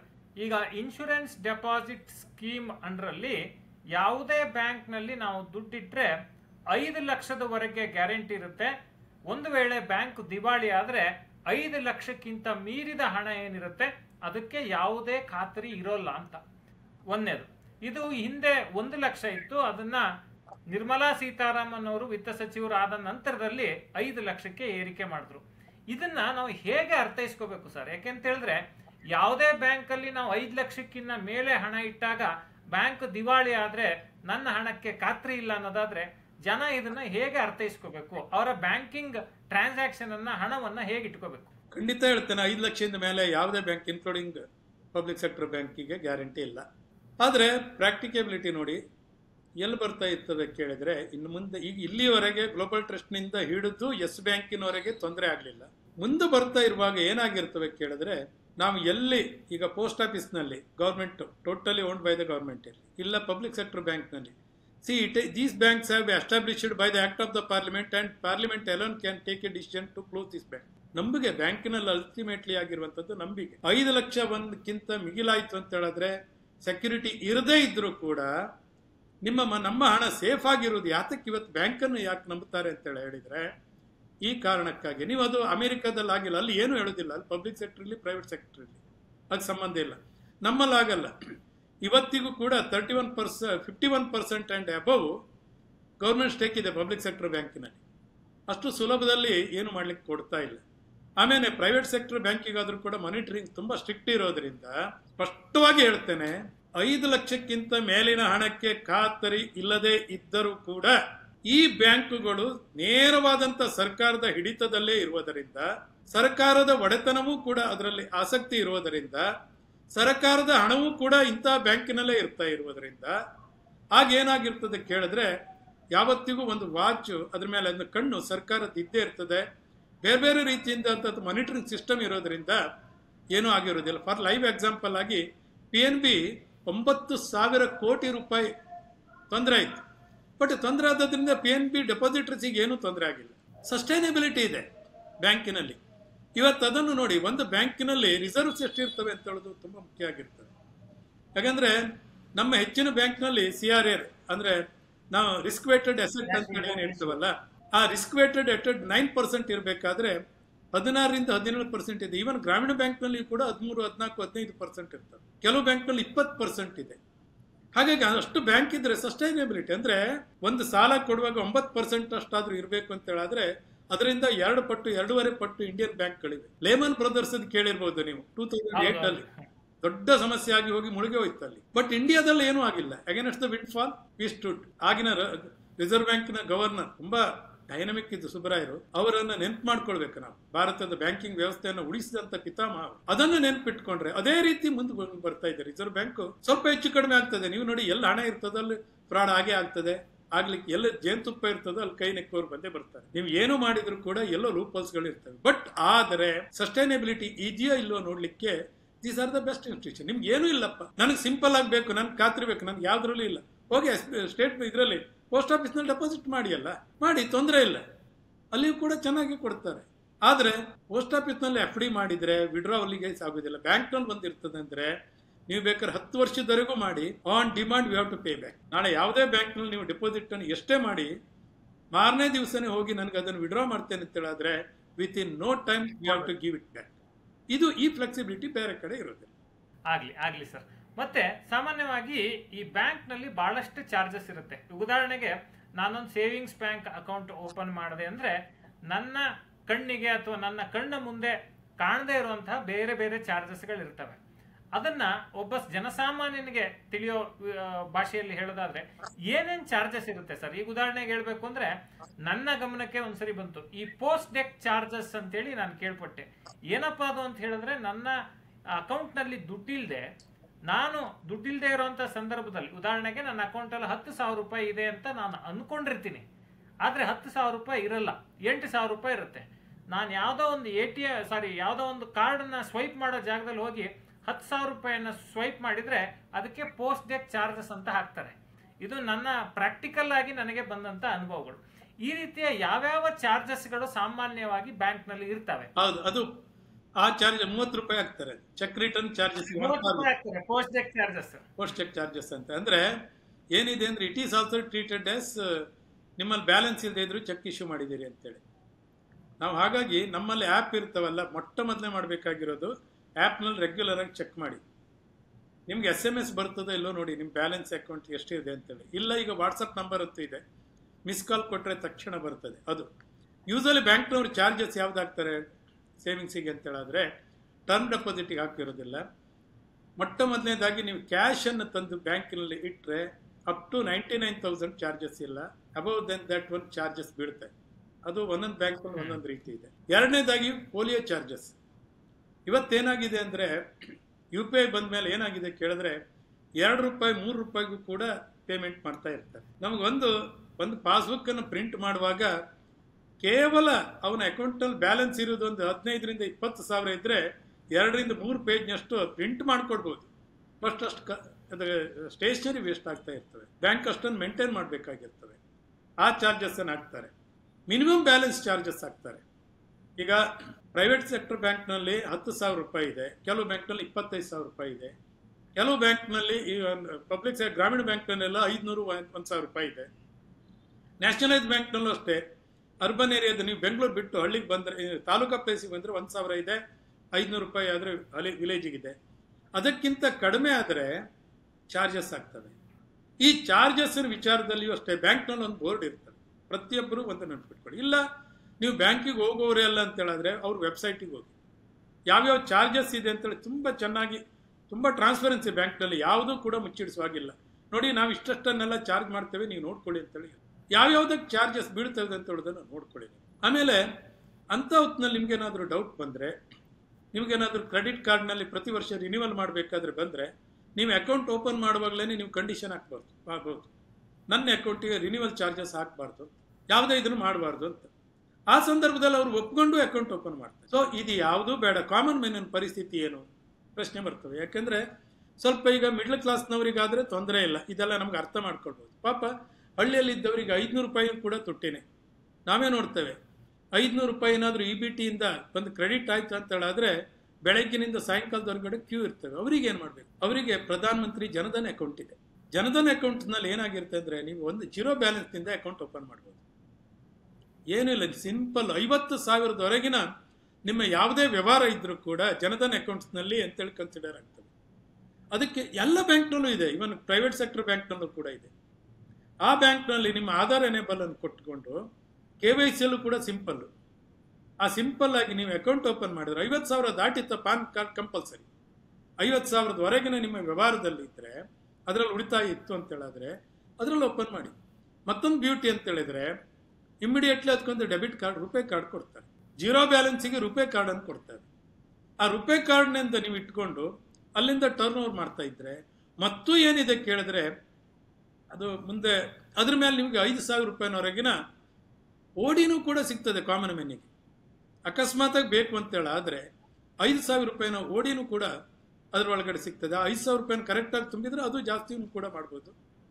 ಈ ಎಲ್ಲ ಬೆನಿಫಿಟ್ ಇರೋದ್ರಿಂದ ನಾವು ಅಕೌಂಟ್ ಓಪನ್ ಮಾಡುವಾಗ ಫೈನಾನ್ಷಿಯಲ್ ಲಿಟ್ರಸಿ ಅದು ಮೊದಲೇ ಹೇಳಿದಾಗೆ ನಂದು ಬೇಸೇ ಅದು. ಪ್ರತಿ ಹಂತದಲ್ಲೂ ನಾವು ಕಲ್ತ್ಕೊಳ್ಬೇಕು. ಎರಡನೇದಾಗಿ ಅದು ಇಲ್ವಾ ನಮ್ಮಲ್ಲಿ ಈ ಮಾಲ್ ಈ ಸಾಮಾನು ಇದೆಯಲ್ಲ, ನಮ್ಮ ಅಂಗಡಿಯಲ್ಲಿ ಈ ರೀತಿಯಾದದ್ದಿದೆ, ಈ ಮಾಲಲ್ಲಿ ಈ ವಸ್ತು ಇದೆ, ಇದನ್ನು ತಗೊಳ್ಳಿ, ನೀವು ಇದರಲ್ಲಿ ವ್ಯವಹಾರ ಮಾಡಿ, ಏನೂ ಆಗೋದಿಲ್ಲ ನಿಮಗೆ. ಅದರಲ್ಲಿ ಪ್ರೀ ಕ್ಲೋಸರ್ ಚಾರ್ಜಸ್ ಇಲ್ಲ, ಅಥವಾ ಡೆಬಿಟ್ ಕಾರ್ಡ್ನಲ್ಲಿ ಏನಾದ್ರು ಬೌನ್ಸ್ ಆಯಿತು ಅಂತ ಹೇಳೋದೇನೂ ಇಲ್ಲ. ನಿಮಗೆ ಹಣವನ್ನು ಒಂದು ತಿಂಗಳಿಗೆ 4 ವಿಡ್ರಾವಲ್ ಫ್ರೀ ಇದೆ. ಆಮೇಲೆ ಅಮೌಂಟ್ ಟ್ರಾನ್ಸ್ಫರ್ ಮಾಡಲಿಕ್ಕೂ ಕೂಡ ಫ್ರೀ ಕೊಡ್ತಾರೆ. ಕೆಲವೊಂದಿಷ್ಟು ಲಿಮಿಟ್ ಇದೆ, ಬೇರೆ ಬೇರೆ ಬ್ಯಾಂಕ್ನವ್ರು ಬೇರೆ ಬೇರೆ ರೀತಿಯಿಂದ ಇದೆ, ಅದನ್ನು ಮಾಡ್ಕೊಳ್ಳಿ. ಖಂಡಿತ ಸರ್. ಮತ್ತೆ ಈಗ ಸಾಮಾನ್ಯವಾಗಿ ನಾವು ನೋಡಿದಾಗ ಈಗ ಬಹುತೇಕ ಬ್ಯಾಂಕ್ಗಳಲ್ಲಿ ಈ ಸೆಂಟ್ರಲ್ ಗವರ್ನಮೆಂಟ್ ನ ಕೆಲವು ಇನ್ಶೂರೆನ್ಸ್ ಸ್ಕೀಮ್ಗಳನ್ನ ಕೊಡ್ತಾರೆ. ನನಗೆ ತಿಳಿದ ಮಟ್ಟಿಗೆ 13 ರೂಪಾಯಿಗೆ ಯಾವ್ದೋ ಒಂದು ಇನ್ಶೂರೆನ್ಸ್ ಬರುತ್ತೆ,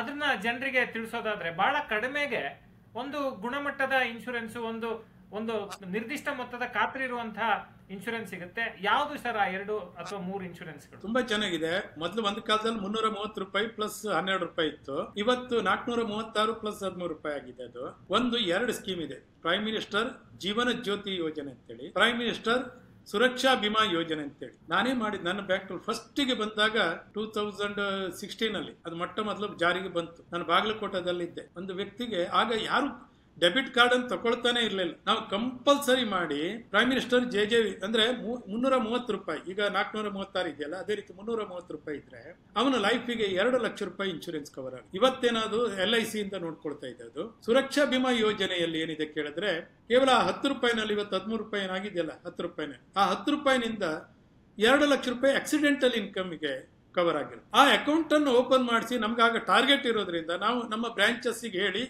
ಅದು ತುಳಸಿಗಿರಿ ಅಂತ ಒಂದು ಹಳ್ಳಿಯ ಬ್ರಾಂಚ್, ಹನುಮಂತ ದೇವಸ್ಥಾನ ಪ್ರಸಿದ್ಧಿ ಇದೆ, ಅಲ್ಲಿ ಕೊಟ್ಟಿದ್ವಿ. ಅವನಿಗೆ ಒತ್ತಾಯ ಮಾಡಿ ಹಾಕ್ಸಿದ್ವಿ. ಅವ್ರು ಬೇಡ ಅಂತ ಹೇಳಿದ್ರು ನಾವು ಮಾಡಿದ್ವಿ. ಏನಾಯ್ತು ಕೇಳಿದ್ರೆ ಒಂದು 15 ದಿವಸಕ್ಕೆ ಪಾಪ ಆಕ್ಸಿಡೆಂಟ್ ಆಗಿ ತೀರ್ಕೊಂಡ್ಬಿಟ್ಟು, ಬೈಕ್ ಆಕ್ಸಿಡೆಂಟ್ ಅಲ್ಲಿ. ತುಂಬಾ ಹುಡುಗ ಬೇಸರ ಆಯ್ತು, ಮದುವೆ ಆಗಿದೆ. ಆದ್ರೆ ಏನಾಯ್ತು ಕೇಳಿದ್ರೆ ಲಕ್ಕಿಲಿ ಅದಾಗಿ 1 ತಿಂಗಳದ ಒಳಗಡೆನೆ ನ್ಯಾಚುರಲ್ ಡೆತ್ಗೆ ಮಾಡಿರುವಂತದ್ದು 330 ರೂಪಾಯಿನಲ್ಲಿ 2 ಲಕ್ಷ ರೂಪಾಯಿ ಬಂತು. ಆಮೇಲೆ ಆಕ್ಸಿಡೆಂಟಲ್ ಡೆತ್ ಆಗೋದ್ರಿಂದ ಮತ್ತೆ 2 ಲಕ್ಷ ರೂಪಾಯಿ ಬಂತು, ಒಟ್ಟಿಗೆ 4 ಲಕ್ಷ ಬಂತು. ಇದಿಷ್ಟಾದ್ಮೇಲೆ ಒಂದು ರೂಪೇ ಕಾರ್ಡನ್ನು ಒತ್ತಾಯ ಮಾಡಿಸಿ ಕೊಟ್ಟಿದ್ವಿ. ಆಗ ರೂಪೇ ಕಾರ್ಡ್ ಯಾರು ಕೇಳ್ತಾ ಇರ್ಲಿಲ್ಲ. ಇವತ್ತಿಗೂ ಇದೆ. ರೂಪೇ ಕಾರ್ಡ್ನಲ್ಲಿ ಜನಧನ್ ಯೋಜನೆಯಲ್ಲಿ ತಗೊಂಡ್ರೆ 2 ಲಕ್ಷ ರೂಪಾಯಿ ಆಕ್ಸಿಡೆಂಟಲ್ ಇನ್ಕಮ್ ಕವರೇಜ್ ಇದೆ. ಆಗ 1 ಲಕ್ಷ ರೂಪಾಯಿ ಇತ್ತು.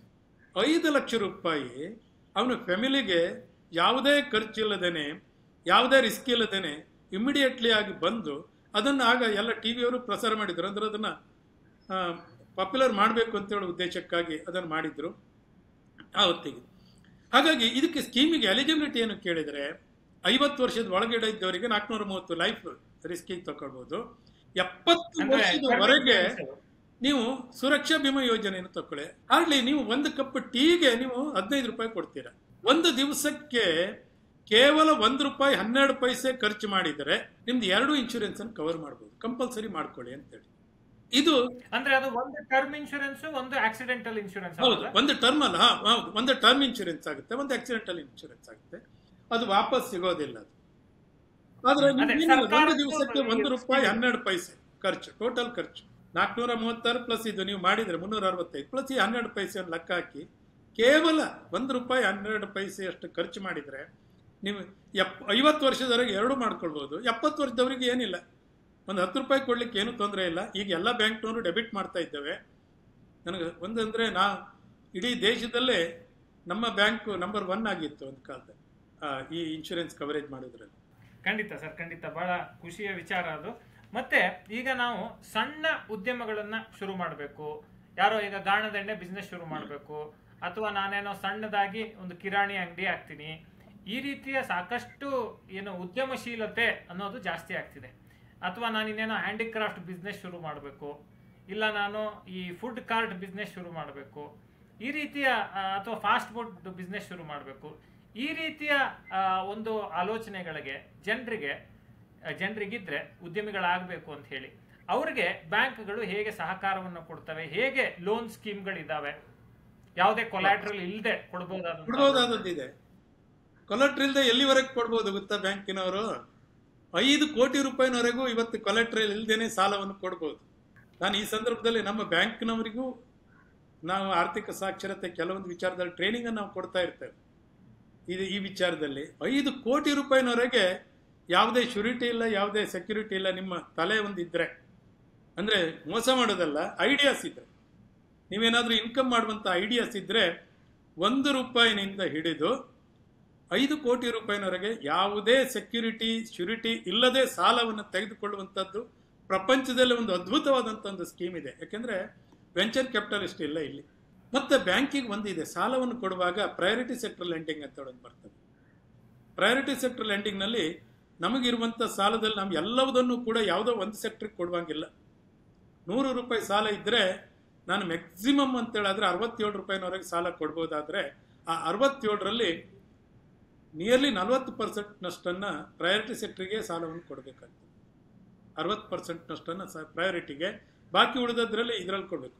ಯಾವ್ಯಾವುದೆಲ್ಲ ಬರ್ತವೆ ಅಂದರೆ ಕೃಷಿ, agriculture, allied activities, small scale industries, up to 10 lakh ರೂಪೀಸ್ನವರೆಗಿನ ಬಿಸ್ನೆಸ್ ಲೋನು ಕೂಡ ಪ್ರಯಾರಿಟಿ ಸೆಕ್ಟರ್ನಲ್ಲಿ ಬರ್ತದೆ. ಈಗ ಉದಾಹರಣೆಗೆ ನೋಡಿ, ಇದರಲ್ಲಿ ನಾನು ಹೀಗೆ ಹೇಳೋಣ, ಒಂದು ಒಬ್ಬವನಿಗೆ ಒಬ್ಬವರಿಗೆ ಬಂದುಕೊಂಡು ಕಲ್ತಿದ್ದಾರೆ, ಅವರು ಎಂಜಿನಿಯರಿಂಗ್ ಮಾಡಿದ್ದಾರೆ, ಅಥವಾ ಯಾವುದೂ ಕಲ್ತಿಲ್ಲ, ಅವನಿಗೇನೋ ಒಂದು ಐಡಿಯಾ ಇದೆ, ಅವನಿಗೆ ಒಂದು 5 ಲಕ್ಷ ರೂಪಾಯಿ ಬೇಕು, ಇಲ್ಲ 25 ಲಕ್ಷ ರೂಪಾಯಿನವರೆಗೆ ಒಂದು ಸಣ್ಣ ಲೋನ್ ಬೇಕು ಅಂತೇಳಿದ್ರೆ, ಐಡಿಯಾ ಇಲ್ಲದೆ ಇದ್ದರೆ ರೂಟ್ ಸೆಟ್ಟಿಗೆ ಹೋಗಿ.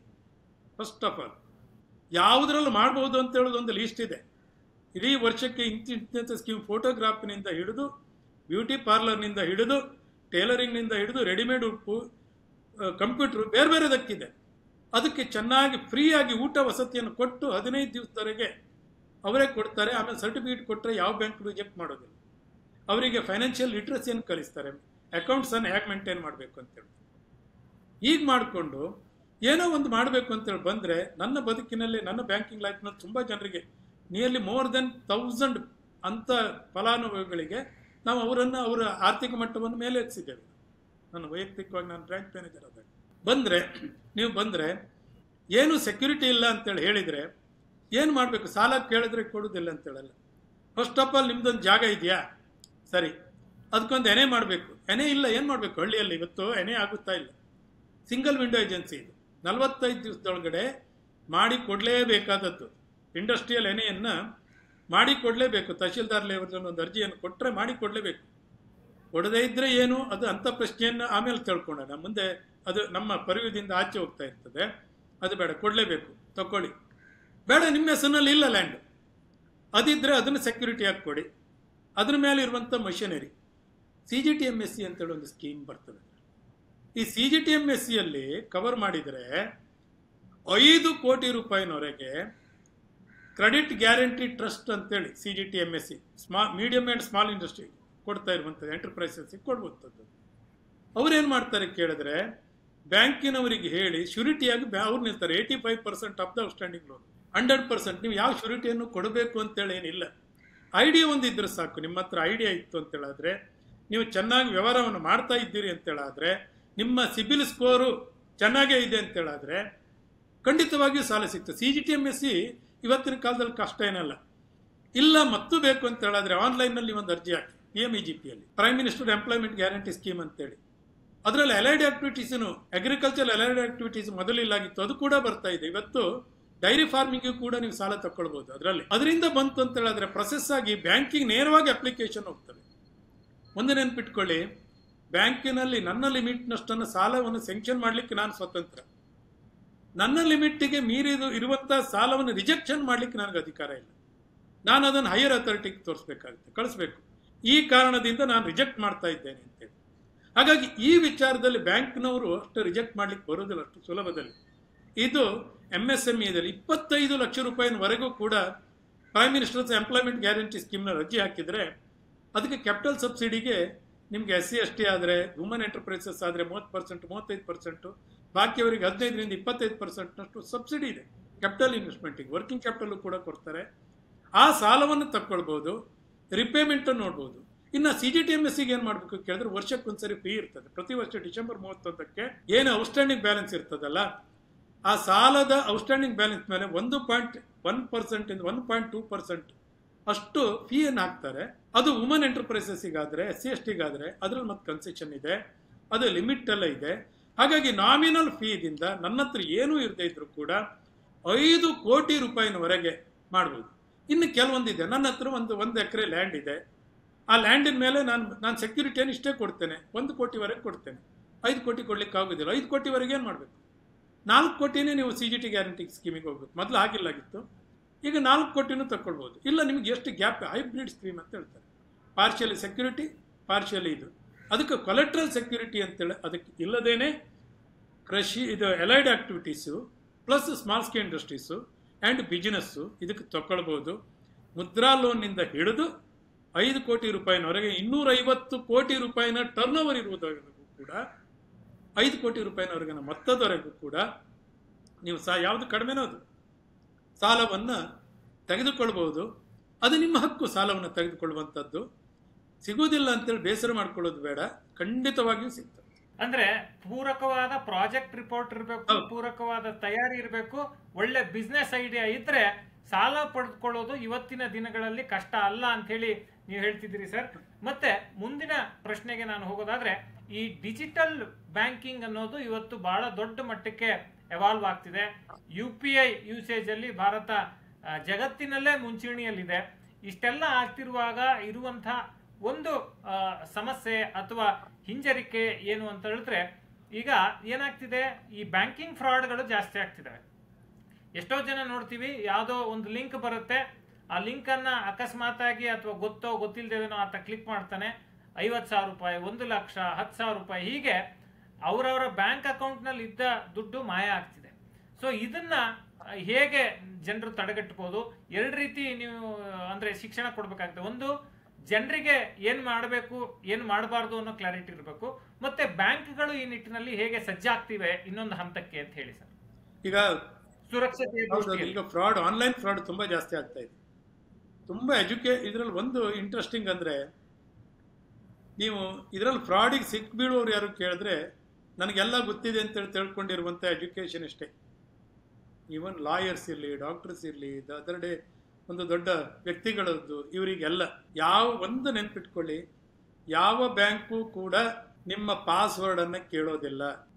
ಮೊದಲನೇದಾಗಿ ಮಾಡಬೇಕಾದದ್ದು, ನಿಮ್ಮ ಆಧಾರ್ ಕಾರ್ಡಿಗೆ ಹೋಗಿ, ವೆಬ್ಸೈಟಿಗೆ ಹೋಗಿ, ಇಲ್ಲ ನೀವು ಬೇರೆ ಜನರ ಹೆಸರು ತಗೊಂಡು ಆಧಾರ್ ಕಾರ್ಡ್ನಲ್ಲಿ ಇರುವಂಥ ಥಂಬ್ ಇಂಪ್ರೆಷನ್ನ ಎನೇಬಲ್ ಅನ್ನ ಡಿಆಕ್ಟಿವೇಟ್ ಮಾಡ್ಕೊಳ್ಳಿ ಫಸ್ಟ್. ಇವತ್ತಿನ ಹೊಸ ಫ್ರಾಡ್ ಅದಾಗ್ತಾ ಇದೆ. ಈಗ ಆಧಾರ್ ಕಾರ್ಡನ್ನು ನಾವು ಎಲ್ಲೋ ಒತ್ಕೊಂಡು ಇರ್ತೇವೆ. ಆಧಾರ್ ಬೇಸ್ಡ್ ಏನಾದರೂ ಪೇಮೆಂಟ್ ಮಾಡಬೇಕು ಅಂತ ಹೇಳಿದ್ರೆ, ನಿಮ್ಮ ಆಧಾರದಲ್ಲಿ ನಿಮ್ಮದು ವಾಟ್ಸಪ್ ಅದನ್ನು ಡೌನ್ಲೋಡ್ ಮಾಡಿಕೊಂಡ್ರೆ ನೀವೇ ಅದನ್ನು ಎನೇಬಲ್ ಮಾಡಿಕೊಂಡು ಇಮಿಡಿಯೇಟ್ಲಿ ನೀವು ಅದನ್ನು ಕ್ಯಾನ್ಸಲ್ ಮಾಡ್ಕೊಳ್ಬೋದು. ಫಸ್ಟ್ ಇವತ್ತಿನ ತುರ್ತಾಗಿ ಬೇಕಾದದ್ದು ಅದು. ಇನ್ನು ಎರಡನೇದು, ಹೆಚ್ಚಿನ ಸಂದರ್ಭದಲ್ಲಿ ಈ ಕಾಲ್ಗಳೆಲ್ಲ ಯಾರಿಂದ ಬರ್ತವೆ ಕೇಳಿದ್ರೆ, ಅವರು ಇಂಗ್ಲಿಷ್ ಮಾತಾಡೋರು ಕಡಿಮೆ, ಹಿಂದಿಯಲ್ಲಿ ಮಾತಾಡ್ತಾರೆ, ಮತ್ತೆ ಲೇಡೀಸ್ ವಾಯ್ಸ್ನಲ್ಲಿ ಬರ್ತವೆ. ಏನೇನೆಲ್ಲ ಆಕರ್ಷಣೆಯನ್ನು ತೋರಿಸ್ತಾ ಇರ್ತಾರೆ. ಒಂದು ನೆನ್ಪಿಟ್ಕೊಳ್ಳಿ, ಡಿಜಿಟಲ್ ಪೇಮೆಂಟ್ 2016ರಲ್ಲಿ ಬಂದಾಗ ನಮಗೆಲ್ಲ ಒತ್ತಡ ಇದ್ರೂ ಕೂಡ ಯಾರೂ ಹೋಗ್ತಾ ಇರಲಿಲ್ಲ. ಬರೀ ಮೊದಲನೇ ತಿಂಗಳಲ್ಲಿ 21 ಲಕ್ಷ ರೂಪಾಯಿ ಟ್ರಾನ್ಸಾಕ್ಷನ್ ಆಗಿದೆ. ಕೇವಲ 6 ಬ್ಯಾಂಕ್ಗಳು ಅದರಲ್ಲಿ ಇನ್ವಾಲ್ವ್ ಆಗಿದ್ದು. ಇವತ್ತು 519 ಬ್ಯಾಂಕ್ಗಳಿಂದ ಇವತ್ತಿನ ನಮ್ಮ GDP 76% ಡಿಜಿಟಲ್ ಟ್ರಾನ್ಸಾಕ್ಷನ್ ಆಗ್ತಾ ಇದೆ. ಇಡೀ ಜಗತ್ತಿನಲ್ಲಿ ನಾವು ಹೆಮ್ಮೆ ಪಡಬೇಕು. ಎಲ್ಲಿ ಕೇಳಿದ್ರೆ, ನೀವು ಯಾವ ಹಳ್ಳಿಯಲ್ಲಿ ಯಾವ ಮೂಲೆಯಲ್ಲಿ ಹೋದ್ರೂ ಕೂಡ ಅತ್ಯಂತ ಮೊದಲೇನು ಬರ್ತಿತ್ತಲ್ಲ, ಹಿಮಾಲಯ ಪರ್ವತ ಎವರೆಸ್ಟ್ ಶಿಖರದ ಮೇಲೆ ಹೋದ್ರೆ ಉಡುಪಿ ಹೋಟೆಲ್ ಸಿಕ್ತಿತ್ತು ಅಂತ. ನೀವು ಈಗ ಅಲ್ಲೋದ್ರೆ ಒಂದು QR ಕೋಡ್ ಸಿಗುತ್ತೆ. ಕಾಕಾ ಹೋಟೆಲಲ್ಲಾಗಲಿ ಅಥವಾ ಉಡುಪಿ ಹೋಟೆಲಲ್ಲಾಗಲಿ ಒಂದು QR ಕೋಡ್ ಸಿಗ್ತವೆ. ಅಲ್ಲಿ ಭೀಮ್ ಆ್ಯಪ್ ತುಂಬ ಸ್ಟ್ರಾಂಗ್ ಫೈರ್ ವಾಲ್ ಇದೆ, ಅಲ್ಲಿ ಮೋಸ ಆಗೋದಿಲ್ಲ. ಕೇಳುವುದು ಎಲ್ಲಿ ಕೇಳಿದ್ರೆ, ನಿಮ್ಮ ಹತ್ರ ಕೇಳುವಂಥದ್ದು ಆ OTPಯನ್ನು ಕೇಳಿಬಿಡ್ತಾರೆ. ದಯವಿಟ್ಟು ಹೇಳ್ತೇನೆ, ಯಾವ ಕಾರಣಕ್ಕೂ ನಿಮ್ಮ ಪಾಸ್ವರ್ಡನ್ನು, ನಿಮ್ಮ OTPಯನ್ನು ಶೇರ್ ಮಾಡ್ಕೊಳ್ಳಿಕ್ಕೆ ಹೋಗಬೇಡಿ. ಯಾವ ಬ್ಯಾಂಕ್ನವರು ಕೇಳೋದಿಲ್ಲ. ಎರಡನೇದಾಗಿ ಸ್ಕಿಮ್ಮಿಂಗ್ ಆಗ್ತದೆ. ಎರಡನೇ ಫ್ರಾಡು ಸ್ಕಿಮ್ಮಿಂಗ್ ಅಂದರೆ ನನಗೇನೂ ಗೊತ್ತಿರೋದಿಲ್ಲ. ನಾನೇ ನೋಡ್ತಾ ಇದ್ದೇನೆ, ನಮ್ಮ ಬ್ಯಾಂಕ್ನಲ್ಲಿ ಆಗಿತ್ತು. ಪಾಪ ಆ ವ್ಯಕ್ತಿ ಯಾವಾಗಾಗಿದೆ ಏನಾಗಿದೆ ಅಂತೇಳಿ ಗೊತ್ತಿಲ್ಲ, ಅವ್ರದ್ದು ಏನೂ ತಪ್ಪಿಲ್ಲ. ಡೆಲ್ಲಿ ಮುಂಬೈ ಸೇರಿ ಹತ್ರ 65,000 ರೂಪಾಯಿ ಕಳ್ಕೊಂಡು ಬಿಟ್ಟಿದ್ದಾರೆ. ಆದರೆ ಕಳ್ಕೊಂಡ್ರೆ ಏನಾಗ್ತಂದ್ರೆ, ನಿಮ್ಮ ಮೊಬೈಲಿಗೆ ಫಸ್ಟ್ ಮೆಸೇಜ್ ಬಂದೇ ಬರ್ತವಲ್ಲ, ನೀವು ಬ್ಯಾಂಕಿನಿಂದ ಮೊದಲೇ ಮಾಡಬೇಕಾಗುದು, ನಿಮ್ಮ ಹಣ ಜಮಾ ಆಯಿತು, ನಿಮ್ಮ ಹಣ ಖರ್ಚಾಯ್ತು, ಅದಕ್ಕೆ ನಿಮಗೆ SMS ಬರ್ತದೆ ಇಲ್ಲೋ ನೋಡಿ. ಬರದೇ ಇದ್ದರೆ ಬ್ಯಾಂಕಿಗೆ ಹೋಗ್ಕೊಂಡು ಅದನ್ನೊಂದು ಎನೇಬಲ್ ಮಾಡಿಸ್ಕೊಳ್ಳಿ. ಇಷ್ಟೆಲ್ಲ ಆಗಿಯೂ ಕೂಡ ಪೇಮೆಂಟ್ ಎಲ್ಲಿಯೂ ಆಯಿತು ಅಂತೇಳಿ ನಿಮ್ಮ ಗಮನಕ್ಕೆ ಬಂದ ತಕ್ಷಣ ಬ್ಯಾಂಕಿಗೆ ಒಂದು ದೂರು ಕೊಡಿ. ಅದರ ಪ್ರತಿ ಬ್ಯಾಂಕ್ನಲ್ಲೂ ಕೂಡ ಇದೆ. ದೂರು ಕೊಡ್ಲಿಕ್ಕೆ ಇರುವಂಥ ದೂರವಾಣಿ ನಂಬರ್ ಇರ್ತವೆ. ತಕ್ಷಣ ಕೊಟ್ಟು ನಿಮ್ಮ ಕಾರ್ಡನ್ನು ಬ್ಲಾಕ್ ಮಾಡಿ, ಆಮೇಲೆ ಬ್ಯಾಂಕಿಗೆ ಒಂದು ಕಂಪ್ಲೇಂಟ್ ಮಾಡಿ, ಇಮೇಲ್ ಮಾಡಿ, ನನಗೆ ಇಂತಿಂತಾಗಿದೆ, ನಂದೇನು ತಪ್ಪಿಲ್ಲ ಅಂತೇಳಿ. ಆಗ ಬ್ಯಾಂಕಿನವ್ರು ಏನು ಮಾಡ್ತಾರೆ ಕೇಳಿದ್ರೆ ಅದ್ರ ಬಗ್ಗೆ ವಿಚಾರ ಮಾಡ್ತಾರೆ. ವಿಚಾರ ಮಾಡಿ ಕಸ್ಟಮರ್ ಇಗ್ನೋರೆನ್ಸ್ನಿಂದ ಆಗಿಲ್ಲ, ಫ್ರಾಡ್ ನಿಜವಾಗಿಯೂ ಆಗಿದೆ, ಕಸ್ಟಮರ್ ಸರಿಯಾಗಿ ಏನು ಯಾರು ತಗೊಂಡಿದ್ದಾರೆ ಅವ್ರಿಗೇನು ಗೊತ್ತೇ ಇಲ್ಲ, ಅಥವಾ ಅವರು ವಿಚಾರದಲ್ಲಿ ಎಲ್ಲಿಯೂ ಆಗದೇನೆ, ಅವರು OTP ಇಂದ ಹೋಗ್ದೇನೆ, ಅವ್ರ ಮೊಬೈಲಿಂದ ಹೋಗದೇ ಇದ್ರೆ ಹೆಚ್ಚಿನ ಸಂದರ್ಭದಲ್ಲಿ ಬ್ಯಾಂಕ್ನವರು ರಿಯಂಬರ್ಸ್ ಮಾಡಿದ್ದಾರೆ ಫ್ರಾಡ್ ಅಮೌಂಟ್. ಹಾಗಾಗಿ ಫ್ರಾಡ್ ಆಗ್ತದೆ ಇಲ್ವಾ, ನಾವು ಹಣವನ್ನ ಕಿಶೆಲ್ ತಕೊಂಡು ಆ ಕಾರಣಕ್ಕಾಗಿ ನಾವು ಹಣವನ್ನು ಇದು ಮಾಡೋದಲ್ಲ.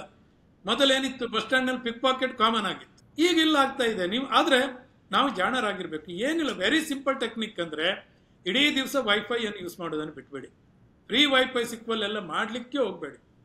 ನಿಮ್ಮದೇ ವೈಫೈ ಇರಲಿ, ನಿಮ್ಮ ವೈಫೈನಲ್ಲೇ ವ್ಯವಹಾರ ಮಾಡಿ. ಫ್ರೀ ವೈಫೈ ಮತ್ತೆ ಬ್ಲೂಟೂತ್ ಅನ್ನು ಯಾವತ್ತಿಗೂ ಆನ್ ಇಟ್ಬೇಡಿ. ನಮ್ಮಲ್ಲಿ ಅದೊಂದು ಚಟ ಇದೆ. ನಾನು ಕಾರನ್ನು ಬಿಡುವಾಗ ನಾನು ಕೂಡ ಅನೇಕ ಸಂದರ್ಭದಲ್ಲಿ ಮಾಡ್ತೇನೆ, ಬರಲಿ ಅಂತೇಳಿ ಮಾಡ್ತೇನೆ. ಬ್ಲೂಟೂತಿಂದ ಡಾಟಾ ಕಳುವರು ತುಂಬ ಜನ ಇದ್ದಾರೆ. ಬ್ಲೂಟೂತ್ನಿಂದ ವೈಫೈಯಿಂದ ಕಳ್ತಾ ಇದ್ದಾರೆ. ನಿಮಗೆ ಬೇಕಾದಾಗ ಮಾತ್ರ ನೀವು ಇಂಟರ್ನೆಟ್ ಅನ್ನು ಹಾಕ್ಕೊಳ್ಳಿ, ಇಲ್ಲದೆ ಇದ್ರೆ ಡಿಆಕ್ಟಿವೇಟ್ ಮಾಡಿ ಇಡಿಸಿ. ಏನಾಗುತ್ತೆ, ಈ ವಿಚಾರದಲ್ಲಿ ಮಾಡಿಕೊಂಡ್ರೆ ಮಾತ್ರ ನೀವು ಫ್ರಾಡನ್ನು ಅವಾಯ್ಡ್. ಫ್ರಾಡ್ ಇದ್ದೇ ಇರ್ತವೆ. ಎಲ್ಲಿ ಹಣ ಇದೆಯೋ ಅಲ್ಲಿ ಕೆಟ್ಟ ಜನರ ದೃಷ್ಟಿ ಬಿದ್ದೇ ಬೀಳ್ತದೆ. ಆ ದೃಷ್ಟಿ ಬೀಳದೇ ಇರುವಂತೆ ನೋಡ್ಕೊಳ್ಬೇಕಾದ್ರೆ ಏನು ಕೇಳಿದ್ರೆ, ನಮ್ಮ ಮನೆ ನಾವು ಭದ್ರತೆ ಮಾಡ್ಕೊಳ್ಬೇಕು. ನಾವು ಚೆನ್ನಾಗಿ ಇಟ್ಕೊಂಡು ಮನೆಗೆ ಬೀಗಲು ಹಾಕದೇ ಇದ್ರೆ ಮನೇಲಿರುವಂಥ ಖಜಾನೆ ಕತ್ಕೊಂಡು ಹೋಗ್ತೀರಿ ಅಂತೇಳಲ್ಲ. OTP ಥಂಬ್ ಇಂಪ್ರೆಷನ್ನಲ್ಲಾಗಲಿ, ಫೇಸ್ ರೀಡಿಂಗ್ನಲ್ಲಾಗಲಿ, ಆಧಾರ್ ಕಾರ್ಡ್ ಆಗಲಿ, ಅಥವಾ ನಿಮ್ಮ ಡೆಬಿಟ್ ಕಾರ್ಡ್ ಆಗಲಿ, ಎಲ್ಲರಿಗೂ ಕೈ ಸಿಗುವಂಥದ್ದು ಇಟ್ಕೊಳ್ಬೇಡಿ ಅಂತೇಳಿ ಹೇಳ್ಬೋದು. ಅದು ತುಂಬ ಜಾಗರೂಕತೆ ಆಗಿರುವಂಥದ್ದು. ಸರ್, ಈಗ ಪ್ರಮುಖವಾಗಿ ಏನು ಬರುತ್ತೆ ಅಂತ ಹೇಳಿದ್ರೆ, ಈ ಬ್ಯಾಂಕ್ನಲ್ಲಿ ಈ ಸೂಕ್ತ ಸ್ಪಂದನೆ ಸಿಗದೆ ಇದ್ದಾಗ ಏನಾಗುತ್ತೆ, ನಂಗೇನೋ ಸಮಸ್ಯೆ ಆಗುತ್ತೆ, ನಾನು ಹೋಗಿ ಬ್ಯಾಂಕ್ಗೆ ಹೇಳ್ತೀನಿ, ಅವ್ರು ಕೇಳಿಸ್ಕೊಳ್ಳಲ್ಲ. ಇಂಥ ಸಂದರ್ಭದಲ್ಲಿ ಏನು ಮಾಡಬೇಕು, ಹೇಗೆ ಸಂದರ್ಭವನ್ನು ಹ್ಯಾಂಡಲ್ ಮಾಡಬೇಕು ಅನ್ನೋದು. ನಾನು ನಮ್ಮ ಆಫೀಸ್ಗೇನೆ, ವಿಸ್ತಾರ ಆಫೀಸ್ಗೇನೆ ಒಂದು ದೂರು ಬಂದಿತ್ತು. ಏನು ಅಂತ ಹೇಳಿದ್ರೆ, ಅವರು ಬ್ಯಾಂಕ್ನಲ್ಲಿ ಹೋಗಿ, ಈ ಬ್ಯಾಂಕ್ ATMನಲ್ಲಿ ಹೋಗಿ ದುಡ್ಡನ್ನು ಡ್ರಾ ಮಾಡಿದ್ದಾರೆ, ದುಡ್ಡು ಬಂದಿಲ್ಲ, ಅಕೌಂಟಲ್ಲಿ ಡಿಡಕ್ಟ್ ಆಗಿದೆ. ಆ ನಂತರ ಹೋಗಿ ಅವರು ಕಂಪ್ಲೇಂಟ್ ಕೊಟ್ಟಿದ್ದಾರೆ. ಕಂಪ್ಲೇಂಟ್ ಕೊಟ್ಟು ಒಂದು ವಾರ, 15 ದಿವಸ, 20 ದಿವಸ ಆದ್ರೂ ಬ್ಯಾಂಕ್ನಿಂದ ಸ್ಪಂದನೆ ಬರಲಿಲ್ಲ. ಏನು ಮಾಡ್ಕೋತೀರೋ ಮಾಡ್ಕೊಳ್ಳಿ ಹೋಗಿ ಅನ್ನೋ ಒಂದು ಇದು ಬಂತು. ಆ ನಂತರದಲ್ಲಿ ಅವರು ಹೋಗ್ಬಿಟ್ಟು ಒಂದು ಓಂಬುಡ್ಸ್ಮನ್ಗೆ ಕಂಪ್ಲೇಂಟ್ ಕೊಟ್ಟರು. ನಂತರ ಸಮಸ್ಯೆ ಸಾಲ್ವ್ ಆಯಿತು. ಈ ರೀತಿ ಅಂದರೆ ನಾನು ಹೇಳ್ತಿರೋದು ಒಂದು ಪ್ರಮುಖ ನ್ಯಾಷನಲೈಸ್ಡ್ ಬ್ಯಾಂಕ್ನಲ್ಲಿ ಈ ರೀತಿ ಆಗಿರುವಂಥದ್ದು. ಇಂಥ ಸಂದರ್ಭದಲ್ಲಿ ಹೇಗೆ ಜನರು ಇದನ್ನ ನಿರ್ವಹಣೆ ಮಾಡಬೇಕು, ಏನೋ ಸಮಸ್ಯೆ ಆದ್ರೆ ಮೊದಲನೇ ದೂರನ್ನು ಯಾರಿಗೆ ಕೊಡಬೇಕು, ಅಲ್ಲಿ ಸ್ಪಂದನೆ ಸಿಗದೆ ಇದ್ದಾಗ ಇನ್ಯಾರಿಗೆ ಆ ದೂರನ್ನು ಕೊಡಬೇಕು. ನಾನಿಲ್ಲಿ ನಿಜವಾಗಿ ಹೇಳ್ತೇನೆ, ನಮ್ಮಲ್ಲಿಯೂ ಕೂಡ ಬ್ಯಾಂಕಿನಿಂದಲೂ ಕೂಡ ತಿದ್ದುಕೊಳ್ಬೇಕಾದದ್ದು ತುಂಬ ಇದೆ. ಅದಕ್ಕೆ ಬೇರೆ ಬೇರೆ ಕಾರಣಗಳಿವೆ. ನಾವೆಲ್ಲ ಬ್ಯಾಂಕಿಗೆ ಸೇರಿದಾಗ ಈ ವಿಚಾರದಲ್ಲಿ ತುಂಬ ಗಮನವನ್ನು ಕೊಡಬೇಕು ಅಂತೇಳಿ ಹೇಳ್ತಾ ಇದ್ರು. Customer relation is most important. CRM ಅಂತ, ಕಸ್ಟಮರ್ ರಿಲೇಷನ್ಶಿಪ್ ಮ್ಯಾನೇಜ್ಮೆಂಟ್ ಅಂತ ಹೇಳಿದೆ. ಅದರಲ್ಲಿ ಎಲ್ಲಿಯೋ ಕೊರತೆ ಕಾಣಿಸ್ತಾ ಇದೆ ಅಂತೇಳಿ ಹೇಳ್ಬೋದು. ಇಂಥ ಘಟನೆಗಳು ತುಂಬಾ ಕಡೆ ಆಗ್ತಾ ಇವೆ. ಆದ್ರೆ ಒಂದು ವಿಚಾರ, ಇವೆಲ್ಲ ಬ್ರಾಂಚಿನಲ್ಲಿ ಆಗ್ತವೆ. ಹೆಚ್ಚಿನ ಸಂದರ್ಭದಲ್ಲಿ ಅಡ್ಮಿನಿಸ್ಟ್ರೇಟಿವ್ ಆಫೀಸ್ ಲೆವೆಲ್ನಲ್ಲಿ ಇವನ್ನೆಲ್ಲ ಪರಿಹಾರ ಮಾಡಲಿಕ್ಕಾಗಿ ಒಂದು ಅಧಿಕಾರಿಗಳಿರ್ತಾರೆ. ಹೆಚ್ಚಾಗಿ ರೀಜನಲ್ ಮ್ಯಾನೇಜರ್ ರ್ಯಾಂಕ್ನವರೇ ಇರ್ತಾರೆ ಆ ವಿಚಾರದಲ್ಲಿ. ನೀವು ಹೇಳಿದ್ರಲ್ಲ, ಇಂಥ ಇನ್ಸ್ಟೆನ್ಸ್ ಕೇಸ್ ಹೆಚ್ಚಿನ ಬ್ಯಾಂಕ್ನಲ್ಲಿ ಅಂಥದ್ದಾಗಿರ್ತವೆ ನೋಡಿ. ಅದಕ್ಕೆ ಏನು ಪ್ರೊವಿಷನ್ ಇದೆ ಕೇಳಿದರೆ, ಪ್ರತಿ ATMನಲ್ಲಿಯೂ ಕೂಡ CC ಕ್ಯಾಮ್ರಾ ಇದೆ. ಪ್ರತಿ ದಿವಸ ಸಾಯಂಕಾಲ ಎಕ್ಸೆಸ್ ಕ್ಯಾಶ್ ಬಂದಿರೋದು ಅಲ್ಲಿ ಗೊತ್ತೇ ಆಗಿರ್ತವೆ. ಯಾರದ್ದು ಬಂತು ಅಂತೇಳಿ ಹೇಳೋದು ಕೂಡ ಗೊತ್ತಾಗಿರ್ತದೆ. ಎಲ್ಲಿಯಾದರೂ ಕೂಡ ಹಿಟ್ಟಾಗಿ ಅಲ್ಲಿ ಒಳಗಡೆ ಏನೋ ತಾಂತ್ರಿಕ ತೊಂದರೆಯಿಂದ ಬಿತ್ತು ಅಂತೇಳಾದರೆ ಕನಿಷ್ಠ 2 ವರ್ಕಿಂಗ್ ಡೇಸ್ನಲ್ಲಿ ಅದನ್ನು ನಾವು ರಿಸಾಲ್ವ್ ಮಾಡಲೇಬೇಕು.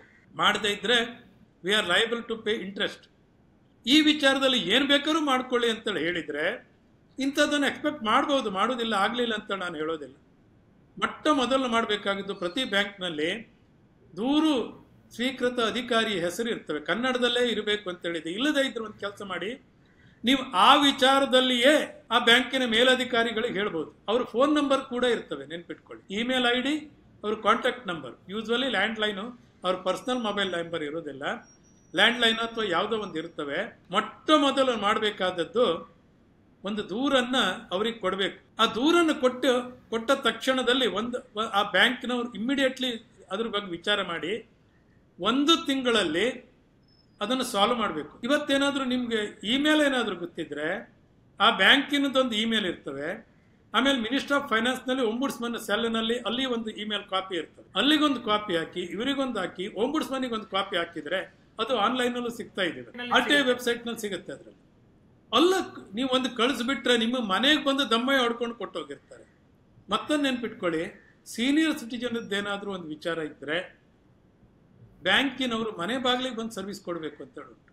ಸರ್ವಿಸ್ ಅಂದರೆ ಕೇವಲ ಫ್ರಾಡ್ ಆದದ್ದೊಂದೇ ಅಲ್ಲ, ಇವು ಕೂಡ ಅದರಲ್ಲೇ ಬರ್ತವೆ. ಮನೆ ಬಾಗಿಲಿಗೆ ಹೋಗಿ ಅವರಿಗೆ ಸರ್ವಿಸ್ ಕೊಡಬೇಕು. ಸೀನಿಯರ್ ಸಿಟಿಜನ್ ಅಂದರೆ 65 ವರ್ಷದಿಂದ ಮೇಲ್ನವರಾಗಲಿ ಅಥವಾ 80 ವರ್ಷದಿಂದ ಇದ್ದರೆ ಅವರನ್ನು ಬ್ಯಾಂಕಿಗೆ ಬಂದರೆ ಸತಾಯಿಸ್ಲಿಕ್ಕೆ ಆಗೋದಿಲ್ಲ.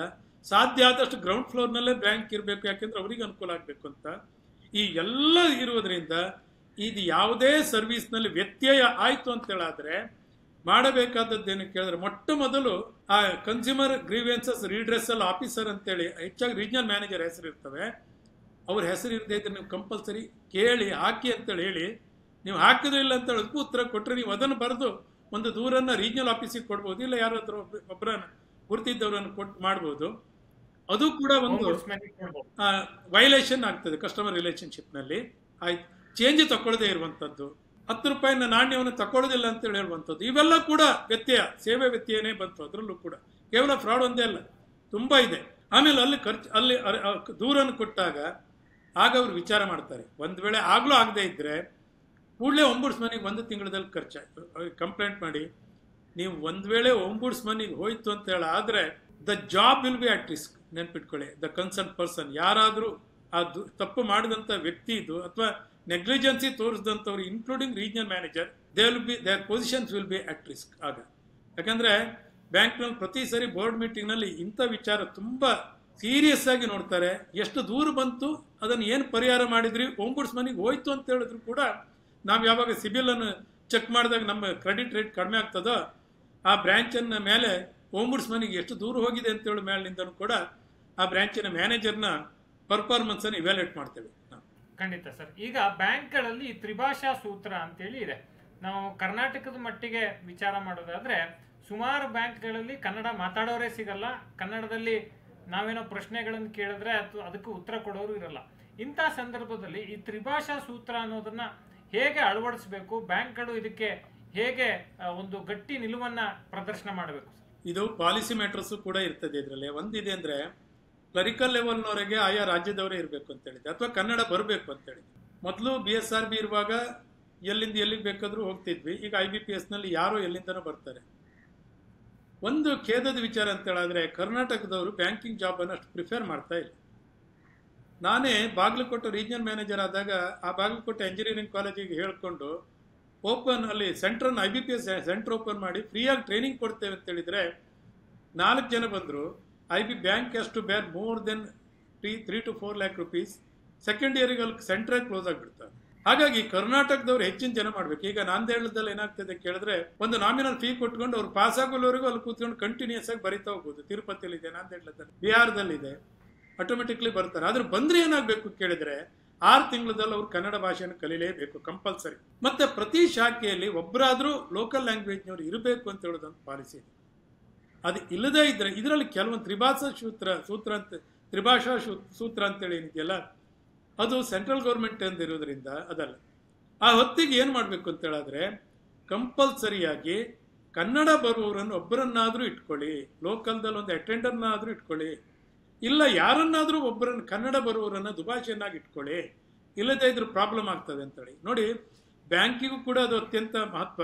ಎಷ್ಟೋ ಸಂದರ್ಭದಲ್ಲಿ ಪರಭಾಷಿಕರು ಬಂದಾಗ ಆ ಬ್ರಾಂಚ್ ಪರ್ಫಾರ್ಮೆನ್ಸ್ ಆಗದೆ NPA ಜಾಸ್ತಿ ಆದದ್ದಿದೆ. ನಮ್ಮಲ್ಲಿ ಮ್ಯಾನೇಜ್ಮೆಂಟು ಕೂಡ ಅಂತ ಕನ್ಸರ್ನ್ ನೋಡ್ಕೊಳ್ತವೆ. ಆದರೆ ಲೋಕಲ್ನಲ್ಲಿ ಇರುವಂಥ ಗ್ರಾಮೀಣ ಬ್ಯಾಂಕಿಗೆ ಬಿಹಾರದಿಂದ ಅಸ್ಸಾಂದಿಂದ ಬರ್ತಾ ಇದ್ದಾರೆ. ಕರ್ನಾಟಕದವರಿಂದ ನಾವೇ ಅನೇಕ ಸಂದರ್ಭದಲ್ಲಿ ಇಂಟರ್ವ್ಯೂ ಬೋರ್ಡ್ನಲ್ಲಿ ಇದ್ದಾಗ ಕರ್ನಾಟಕದವ್ರು ಬಂದರೆ ಸ್ವಲ್ಪ ಲೀನಿಯಂಟ್ ಆಗಿ ನೋಡ್ತಾ ಇದ್ರೆ ಕರ್ನಾಟಕದವರೇ ಸಿಗೋದಿಲ್ಲ. ಆ ರೀತಿ ಆಗಬೇಕು ಅಂತ ಹೇಳಿದ್ರೆ ಕನ್ನಡಿಗರು ಹೆಚ್ಚೆಚ್ಚಾಗಿ ಪರೀಕ್ಷೆ ಕಟ್ಕೊಳ್ಬೇಕು. ನಾವು ಆದಷ್ಟು ಹೆಚ್ಚಿನ ಬ್ಯಾಂಕ್ ಜಾಬಿಗೆ ಬರುವಂಥದ್ದು ನೋಡಬೇಕು. ಬ್ಯಾಂಕ್ ಜಾಬಿನದ್ದು ಕನ್ನಡಿಗರು ಎಂಜಿನಿಯರಿಂಗ್ ಪಾಸ್ ಆಗಿ IT ಪಾಸ್ ಆಗುವಾಗ ಬ್ಯಾಂಕಿನ ಎಕ್ಸಾಮ್ ಅಷ್ಟೇನು ಟಫ್ ಆಗಿರೋದಿಲ್ಲ. ಅವರಿಗೆ ಸ್ವಲ್ಪ ಇಂಗ್ಲೀಷು ಕಾಮನ್ ಆಗಿ, ಆಮೇಲೆ ಜನರಲ್ ನಾಲೆಜ್ ಇಷ್ಟು ಸಿಕ್ಕಿದ್ರೆ ಪಾಸ್ ಆಗೋದು ತುಂಬ ಈಸಿ.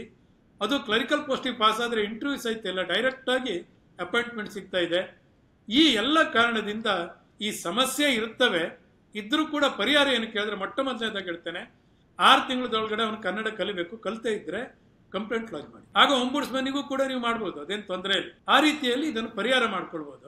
ಖಂಡಿತ ಸರ್. ಕೊನೆಯದಾಗಿ ಒಂದು ಪ್ರಶ್ನೆ ಏನಂತ ಹೇಳಿದ್ರೆ, ದೇಶದ ಆರ್ಥಿಕ ಪ್ರಗತಿಗೆ ಬ್ಯಾಂಕ್ಗಳ ಕೊಡುಗೆ ತುಂಬಾ ದೊಡ್ಡ ಮಟ್ಟದ್ದು. ನಮ್ಮ ಈ ದೇಶದ ಬ್ಯಾಂಕಿಂಗ್ ವ್ಯವಸ್ಥೆಯಲ್ಲಿ ಬ್ಯಾಂಕಿಂಗ್ ಕ್ಷೇತ್ರದ ಕೊಡುಗೆ ಎಷ್ಟಿದೆ, ಒಂದು ಜನರಿಗೆ ಒಂದು ಚಿತ್ರಣ ಕಟ್ಟಿಕೊಡೋದಾದ್ರೆ? ಬ್ಯಾಂಕಿಂಗ್ ಕ್ಷೇತ್ರದ ವಿಚಾರ ಅಂದ್ರೆ, ಬ್ಯಾಂಕ್ ಇಲ್ಲದೆ ಇದ್ರೆ ಏನೂ ಮಾಡ್ಲಿಕ್ಕೆ ಆಗ್ತಾ ಇರಲಿಲ್ಲ. ಇವತ್ತು ಈ ದೇಶದ ಆರ್ಥಿಕ ಚಟುವಟಿಕೆ ಇಷ್ಟೆಲ್ಲ ಮುಂದೆ ಬರ್ತಾ ಇದೆ ಅಂತ ಹೇಳೋದಕ್ಕೆ ಕಾರಣ ಬ್ಯಾಂಕ್ ಸಾಲವನ್ನು ಕೊಡ್ತಾ ಇರೋದು. ಇವತ್ತು ನೋಡಿ, ಸ್ವಾತಂತ್ರ್ಯೋತ್ತರದಿಂದ ಇವತ್ತು ಪ್ರತಿ 6,66,000 ಹಳ್ಳಿಯಲ್ಲಿ ಬ್ಯಾಂಕ್ ಬ್ರಾಂಚಸ್ ಇವತ್ತು ಹಳ್ಳಿಯಲ್ಲೂ ಕೂಡ ಇದೆ. ಬ್ಯಾಂಕ್ಗಳು ಸಾಲವನ್ನು, ಹೆಚ್ಚಿನ ಸಾಲವನ್ನು ಯಾತಕ್ಕೆ ಕೊಡ್ತವೆ ಕೇಳಿದ್ರೆ, ಪ್ರೊಡಕ್ಟಿವ್ ಪರ್ಪಸ್ಸಿಗೆ ಕೊಡಬೇಕು. ನೀವು ಇನ್ವೆಸ್ಟ್ಮೆಂಟ್ ಮಾಡುವಾಗ ಏನಿರ್ತದೆ ಕೇಳಿದ್ರೆ, ಇನ್ವೆಸ್ಟ್ಮೆಂಟೇ ಬೇರೆ. ನಾನು ಆಗಲೇ ಹೇಳಿದ್ದೀರಿ, ನೀವು ಬ್ಯಾಂಕಿನ ಸಾಲದ ವಿಚಾರದಲ್ಲೇ ಬೇರೆ ಅಂತೇಳಿ. ಬ್ಯಾಂಕಿನ ಸಾಲ ಪ್ರೊಡಕ್ಟಿವ್ ಪರ್ಪಸ್ಸಿಗಾಗೇ ಕೊಡಬೇಕಾದ್ರಿಂದ ನಾವು ಗ್ಯಾಂಬ್ಲಿಂಗಿಗೆ ಸಾಲವನ್ನು ಕೊಡುವಾಗಿಲ್ಲ. ಕನ್ಸಂಪ್ಷನ್ ಪರ್ಪಸ್ಸಿಗೂ ಕೊಟ್ಟರೂ ಕೂಡ ಯಾವುದಕ್ಕೆ ಕೊಡ್ಬೋದು? ಹೌಸ್ ಹೋಲ್ಡ್ ಐಟಮ್ಸ್ ಪರ್ಚೇಸ್ ಮಾಡ್ಲಿಕ್ಕೆ ಕೊಡ್ಬೋದು, ವೆಹಿಕಲ್ ಪರ್ಚೇಸ್ ಮಾಡ್ಲಿಕ್ಕೆ ಕೊಡ್ಬೋದು. ಅದು ಹೊರತಾಗಿ ನಾನು ಮಗಳ ಮದುವೆ ಮಾಡ್ತೇನೆ ಸಾಲ ಕೊಡಿ ಅಂತ ಹೇಳಿದ್ರೆ ಕೊಡ್ಲಿಕ್ಕೆ ಬರೋದಿಲ್ಲ. ಈ ಎಲ್ಲ ಕಾರಣದಿಂದ asset created out of bank loan. ಈಗ ನೀವು ಇದರಲ್ಲಿ 2 ವಿಚಾರ ಮಾಡ್ಬೋದು. ನಾವಿವತ್ತು ಶೇರ್ ಮಾರ್ಕೆಟ್ನಲ್ಲಿ, ಸೆಕೆಂಡರಿ ಮಾರ್ಕೆಟ್ನಲ್ಲಿ ಇನ್ವೆಸ್ಟ್ಮೆಂಟ್ ಮಾಡಲಿ ಅಥವಾ ಮ್ಯೂಚುವಲ್ ಫಂಡ್ನಲ್ಲಿ ಇನ್ವೆಸ್ಟ್ಮೆಂಟ್ ಮಾಡಿದರೆ, ಗ್ರೋತ್ ಆಗಿರುವಂಥ ಯೂನಿಟಿನ ಮೇಲೆ ನಾವು ಇನ್ವೆಸ್ಟ್ ಮಾಡ್ತಾ ಇದ್ದೇವೆ. ಅದೇ ನೀವು ಬ್ಯಾಂಕ್ನಲ್ಲಿ ಇಟ್ಟಂಥ ಡೆಪಾಸಿಟ್ ಸಾಲ ಕೊಡೋದು ಯಾವುದಕ್ಕೆ ಕೇಳಿದ್ರೆ, ಪ್ರೊಡಕ್ಟಿವ್ ಪರ್ಪಸ್ಸಿಗೆ. ಕನ್ಸಂಪ್ಷನ್ ಲೋನಿಗಾದರೂ ಕೂಡ ಅವನು ಟಿವಿ ತಗೊಳ್ಳಿಕ್ಕೆ ಬಂದ ಅಂದರೆ ಟಿವಿ ಮ್ಯಾನುಫ್ಯಾಕ್ಚರಿಂಗ್ ಬೆನಿಫಿಟ್ ಆಯಿತು ಅದರಲ್ಲಿ.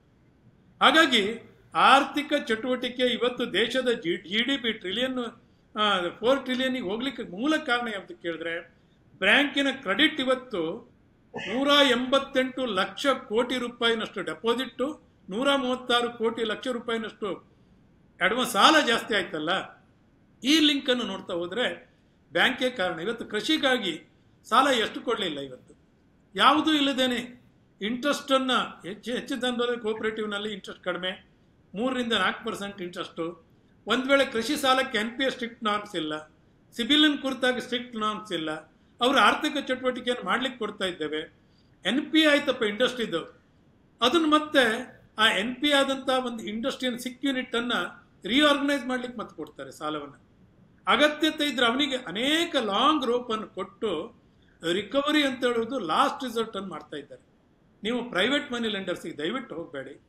ಬ್ಯಾಂಕಿನ ಆರ್ಥಿಕ ಚಟುವಟಿಕೆಯ ಮೂಲಕವಾಗಿ ಸಾಲವನ್ನು, ಯಾವುದೇ ನೀವು ಡೆಪಾಸಿಟನ್ನು ಬ್ಯಾಂಕ್ನಲ್ಲಿ ಇಟ್ಟರೆ ಏನಾಗಿರ್ತದೆ ಕೇಳಿದ್ರೆ, ಇಂಟರ್ನ್ಸ್ ನಾನು ಯಾವುದೋ ಒಂದು ಪ್ರೊಡಕ್ಟಿವ್ ಪರ್ಪಸ್ಸಿಗಾಗಿ ಸಾಲ ಕೊಟ್ಟಿದ್ದೇನೆ ಅಂತ ತಿಳ್ಕೊಳ್ತಾ ಇರ್ತೀರಿ.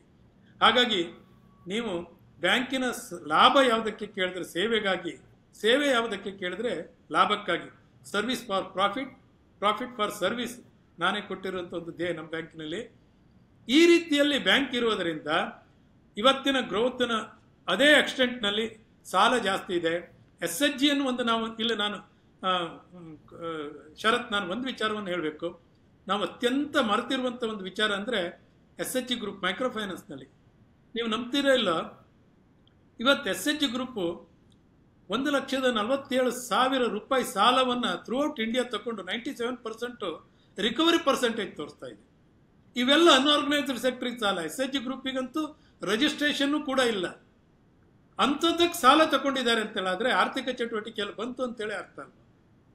ಕಾಮನ್ ಮೆನ್ನಿಂದ ಹಿಡಿದು ದೊಡ್ಡವರವರೆಗೂ ಕೂಡ ಇವತ್ತು ಧೀರುಭಾಯಿ ಅಂಬಾನಿ ಸಿಂಡಿಕೇಟ್ ಬ್ಯಾಂಕನ್ನು ಕೊನೆವರೆಗೂ ನೆನೆಸ್ಕೊಳ್ತಿದ್ರು. ಯಾಕೆಂದ್ರೆ ಅಂಬಾನಿ ಆ ಲೆವೆಲ್ಗೆ ಹೋಗ್ಲಿಕ್ಕೆ ಕಾರಣವೇ Syndicate Bank. Common men's big bank ಅಂತ, ಸ್ಮಾಲ್ ಮೆನ್ಸ್ ಬಿಗ್ ಬ್ಯಾಂಕ್ ಅಂತೇಳಿ ಸಿಂಡಿಕೇಟ್ ಬ್ಯಾಂಕ್ ಇತ್ತು ಹೆಸರು. ಖುಷಿ ಆಗ್ತಿತ್ತು ಅದು ಕೇಳಲಿಕ್ಕೆ.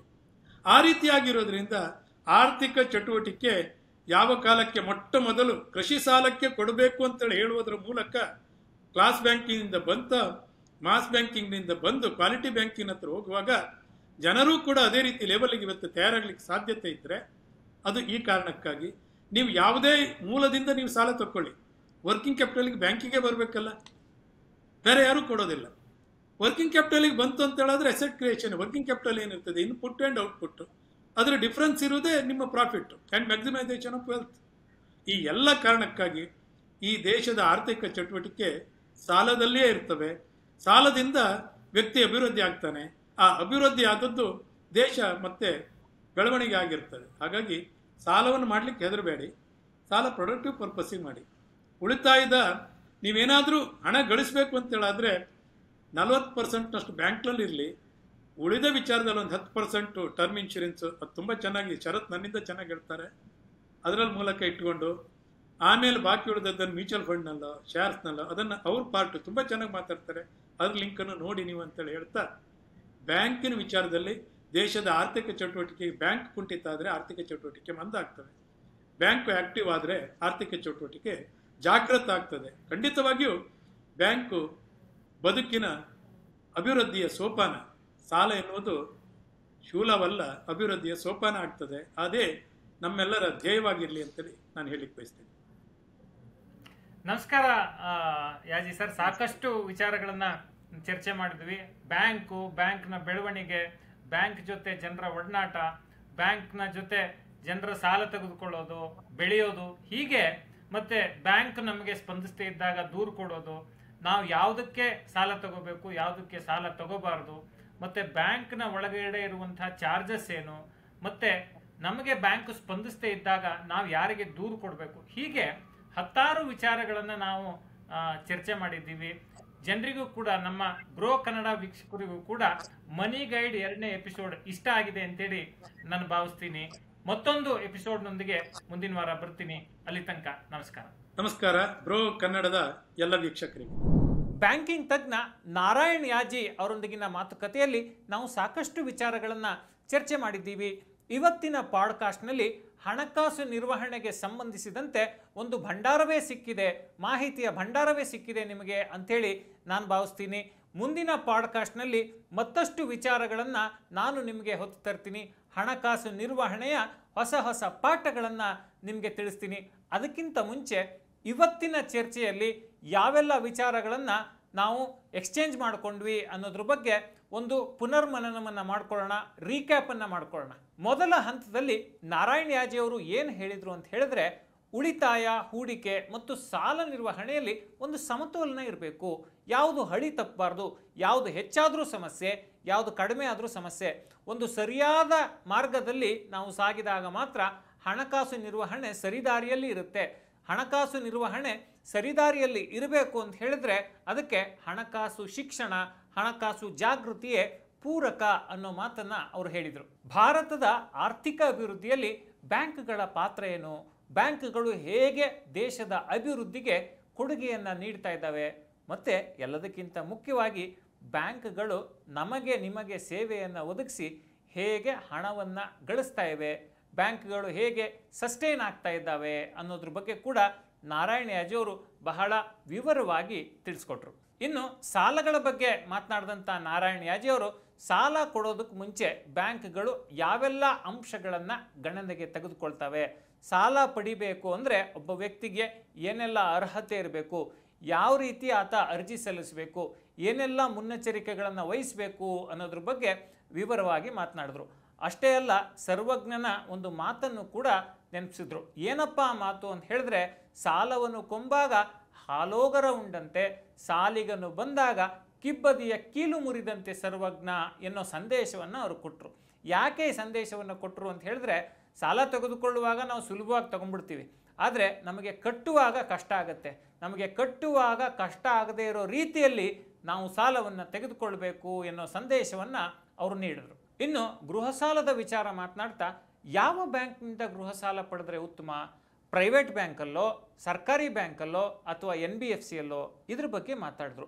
ಮತ್ತು ಗೃಹ ಸಾಲ ತೆಗೆದುಕೊಳ್ಳೋ ಮುಂಚೆ ನಿಮ್ಮ ಆದಾಯ ಎಷ್ಟಿದೆ, ನಿಮ್ಮ ತಿಂಗಳ ಆದಾಯದ 40% ಮೀರಿ ನೀವು ಗೃಹ ಸಾಲದ EMI ಕಂತನ್ನು ಕಟ್ಟಬಾರ್ದು ಅನ್ನೋ ಎಚ್ಚರಿಕೆಯನ್ನು ಕೂಡ ಯಾಜಿಯವರು ಕೊಟ್ಟರು. ಪರ್ಸನಲ್ ಲೋನ್ ಬಗ್ಗೆ ಮಾತಾಡ್ತಾ, ಪರ್ಸನಲ್ ಲೋನ್ ತೆಗೆದುಕೊಳ್ಳೋಕೆ ಮುಂಚೆ ಸಾಕಷ್ಟು ಎಚ್ಚರಿಕೆಯನ್ನು ವಹಿಸಿ. ಯಾಕೆ ಅಂತ ಹೇಳಿದ್ರೆ, ಈ ವೈಯಕ್ತಿಕ ಸಾಲ ಅಥವಾ ಪರ್ಸನಲ್ ಲೋನ್ ಏನಿದೆ ಅದು ದುಬಾರಿ ಬಡ್ಡಿಯ ಸಾಲ. ಸಿಕ್ಕ ಕಾರಣಗಳಿಗೆ ಪರ್ಸನಲ್ ಲೋನನ್ನು ತೆಗೆದುಕೊಳ್ಬೇಡಿ. ತುರ್ತು ಪರಿಸ್ಥಿತಿಗೆ ಮಾತ್ರ ಅದನ್ನು ಮೀಸಲಾಗಿಡಿ. ಬೇರೆ ಬೇರೆ ಕಾರಣಗಳಿಗೆ ತೆಗೆದುಕೊಳ್ಬೇಡಿ. ಟೂರ್ ಹೋಗೋಕ್ಕೆ, ಜೂಜಾಡೋಕ್ಕೆ, ಸ್ಟಾಕ್ ಮಾರ್ಕೆಟಲ್ಲಿ ಇನ್ವೆಸ್ಟ್ ಮಾಡೋಕ್ಕೆ ಪರ್ಸನಲ್ ಲೋನ್ ಬಳಸೋದು ಸರಿಯಲ್ಲ ಅನ್ನೋ ಸಂದೇಶವನ್ನು ಅವರು ಕೊಟ್ಟರು. ತುಂಬ ಜನರಿಗೆ ಬಿಸ್ನೆಸ್ ಮೆನ್ ಆಗಬೇಕು ಅಂತೇಳಿ ಆಸೆ ಇರುತ್ತೆ. ನಾನೊಂದು ಸ್ಟಾರ್ಟಪ್ ಶುರು ಮಾಡ್ತೀನಿ, ನಾನೊಂದು ಸಣ್ಣ ಬೇಕರಿ ಹಾಕ್ತೀನಿ, ನಾನೊಂದು ಕಿರಾಣಿ ಅಂಗಡಿ ಶುರು ಮಾಡ್ತೀನಿ, ನಾನೊಂದು ಸ್ಟೇಷನರಿ ಶಾಪ್ ಶುರು ಮಾಡ್ತೀನಿ.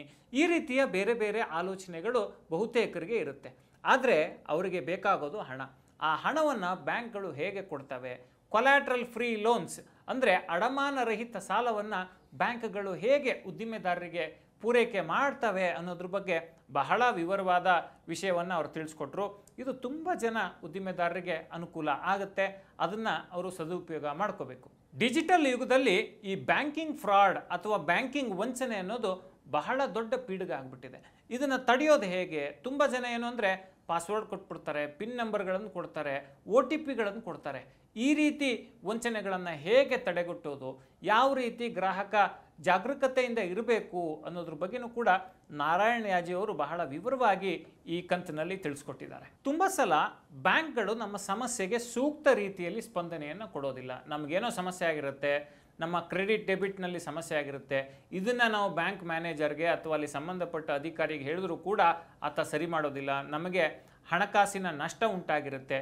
ಇಂಥ ಸಮಸ್ಯೆಯನ್ನು ಗ್ರಾಹಕರು ಹೇಗೆ ಪರಿಹಾರ ಮಾಡ್ಕೋಬೇಕು, ಯಾರಿಗೆ ದೂರು ಕೊಡಬೇಕು, RBIಗೆ ಹೇಗೆ ದೂರು ಕೊಡಬೇಕು ಅನ್ನೋದ್ರ ಬಗ್ಗೆ ಅವರು ವಿವರವಾಗಿ ತಿಳಿಸ್ಕೊಟ್ಟಿದ್ದಾರೆ. ಇದು ಪ್ರತಿಯೊಬ್ಬ ಬ್ಯಾಂಕ್ ಗ್ರಾಹಕನಿಗೂ ಬಹಳ ಉಪಯುಕ್ತ ಮಾಹಿತಿ ಆಗುತ್ತೆ. ನಿಮಗೆ ಗೊತ್ತಾ, ಬ್ಯಾಂಕ್ನಲ್ಲಿ ನೀವು ಎಷ್ಟೇ ಹಣ ಇಟ್ಟಿದ್ರೂ 5 ಲಕ್ಷಕ್ಕೆ ಮಾತ್ರ ಗ್ಯಾರಂಟಿ ಇದೆ. ಯಾಕೆಂತ ಹೇಳಿದ್ರೆ ಬ್ಯಾಂಕ್ ಅಕೌಂಟ್ನಲ್ಲಿ ಇಟ್ಟಿರೋ ಹಣಕ್ಕೆ ಡೆಪಾಸಿಟ್ ಇನ್ಶೂರೆನ್ಸ್ ಸ್ಕೀಮ್ನಲ್ಲಿ ಗ್ಯಾರಂಟಿ ಇರೋದು 5 ಲಕ್ಷ ಮಾತ್ರ. ಅಂದರೆ ನಿಮ್ಮ ಬ್ಯಾಂಕು ನಾಳೆ ದಿವಾಳಿ ಆಗೋದ್ರೆ ನಿಮಗೆ ಸಿಗೋದು 5 ಲಕ್ಷ ರೂಪಾಯಿ ಮಾತ್ರ. ನೀವು 10 ಲಕ್ಷ ಇಟ್ಟಿರಿ, 20 ಲಕ್ಷ ಇಟ್ಟಿರಿ. ಇಂಥ ಸಂದರ್ಭದಲ್ಲಿ ಯಾವ ಬ್ಯಾಂಕ್ ಸೇಫ್ ಅನ್ನೋದ್ರ ಬಗ್ಗೆ ಯಾಜಿಯವರು ಬಹಳ ವಿವರವಾಗಿ ತಿಳಿಸ್ಕೊಟ್ಟಿದ್ದಾರೆ. ಯಶಸ್ವಿ ಹಣಕಾಸು ನಿರ್ವಹಣೆಗೆ ನಾವು ಚರ್ಚೆ ಮಾಡಿರುವ ಪ್ರತಿಯೊಂದು ವಿಷಯ ಕೂಡ ತುಂಬ ಮುಖ್ಯ ಆಗುತ್ತೆ. ನೀವು ಮನಿ ಗೈಡ್ನ ಮೊದಲನೇ ಎಪಿಸೋಡ್ ನೋಡಿಲ್ಲ ಅಂದರೆ ದಯವಿಟ್ಟು ನೋಡಿ, ಡಿಸ್ಕ್ರಿಪ್ಷನ್ನಲ್ಲಿ ಅದರ ಲಿಂಕ್ ಇದೆ. ಇಲ್ಲಾಂದರೆ ಈ ಐ ಬಟನ್ ಪ್ರೆಸ್ ಮಾಡಿ ನೀವು ನೇರವಾಗಿ ಆ ವಿಡಿಯೋವನ್ನು ನೋಡಲಿಕ್ಕೆ ಸಾಧ್ಯ ಆಗುತ್ತೆ. ಮನಿ ಗೈಡ್ ಪಾಡ್ಕಾಸ್ಟ್ ವೀಕ್ಷಣೆ ಮಾಡಿದ ನಿಮ್ಮೆಲ್ಲರಿಗೂ ಧನ್ಯವಾದ. ಮುಂದಿನ ವಾರ ಮತ್ತೊಬ್ಬ ಅತಿಥಿಯೊಂದಿಗೆ ಮತ್ತಷ್ಟು ಹಣಕಾಸಿನ ಪಾಠಗಳನ್ನು ಹೊತ್ತು ತರ್ತೀನಿ. ಗ್ರೋ ಕನ್ನಡ ಯೂಟ್ಯೂಬ್ ಚಾನಲ್ಗೆ ಸಬ್ಸ್ಕ್ರೈಬ್ ಆಗಿ ಹೊಸ ಹೊಸ ವಿಚಾರಗಳನ್ನು ಕಲೀರಿ. ಯಾಕೆಂದರೆ ಕಲಿಕೆಯಿಂದ ಮಾತ್ರ ಗಳಿಕೆ ಸಾಧ್ಯ, ಗಳಿಕೆಯಿಂದ ಮಾತ್ರ ಬೆಳವಣಿಗೆ ಸಾಧ್ಯ. ಇದನ್ನು ಮರಿಬೇಡಿ. ಧನ್ಯವಾದ. ನಾನು ನಿಮ್ಮ ಶರತ್.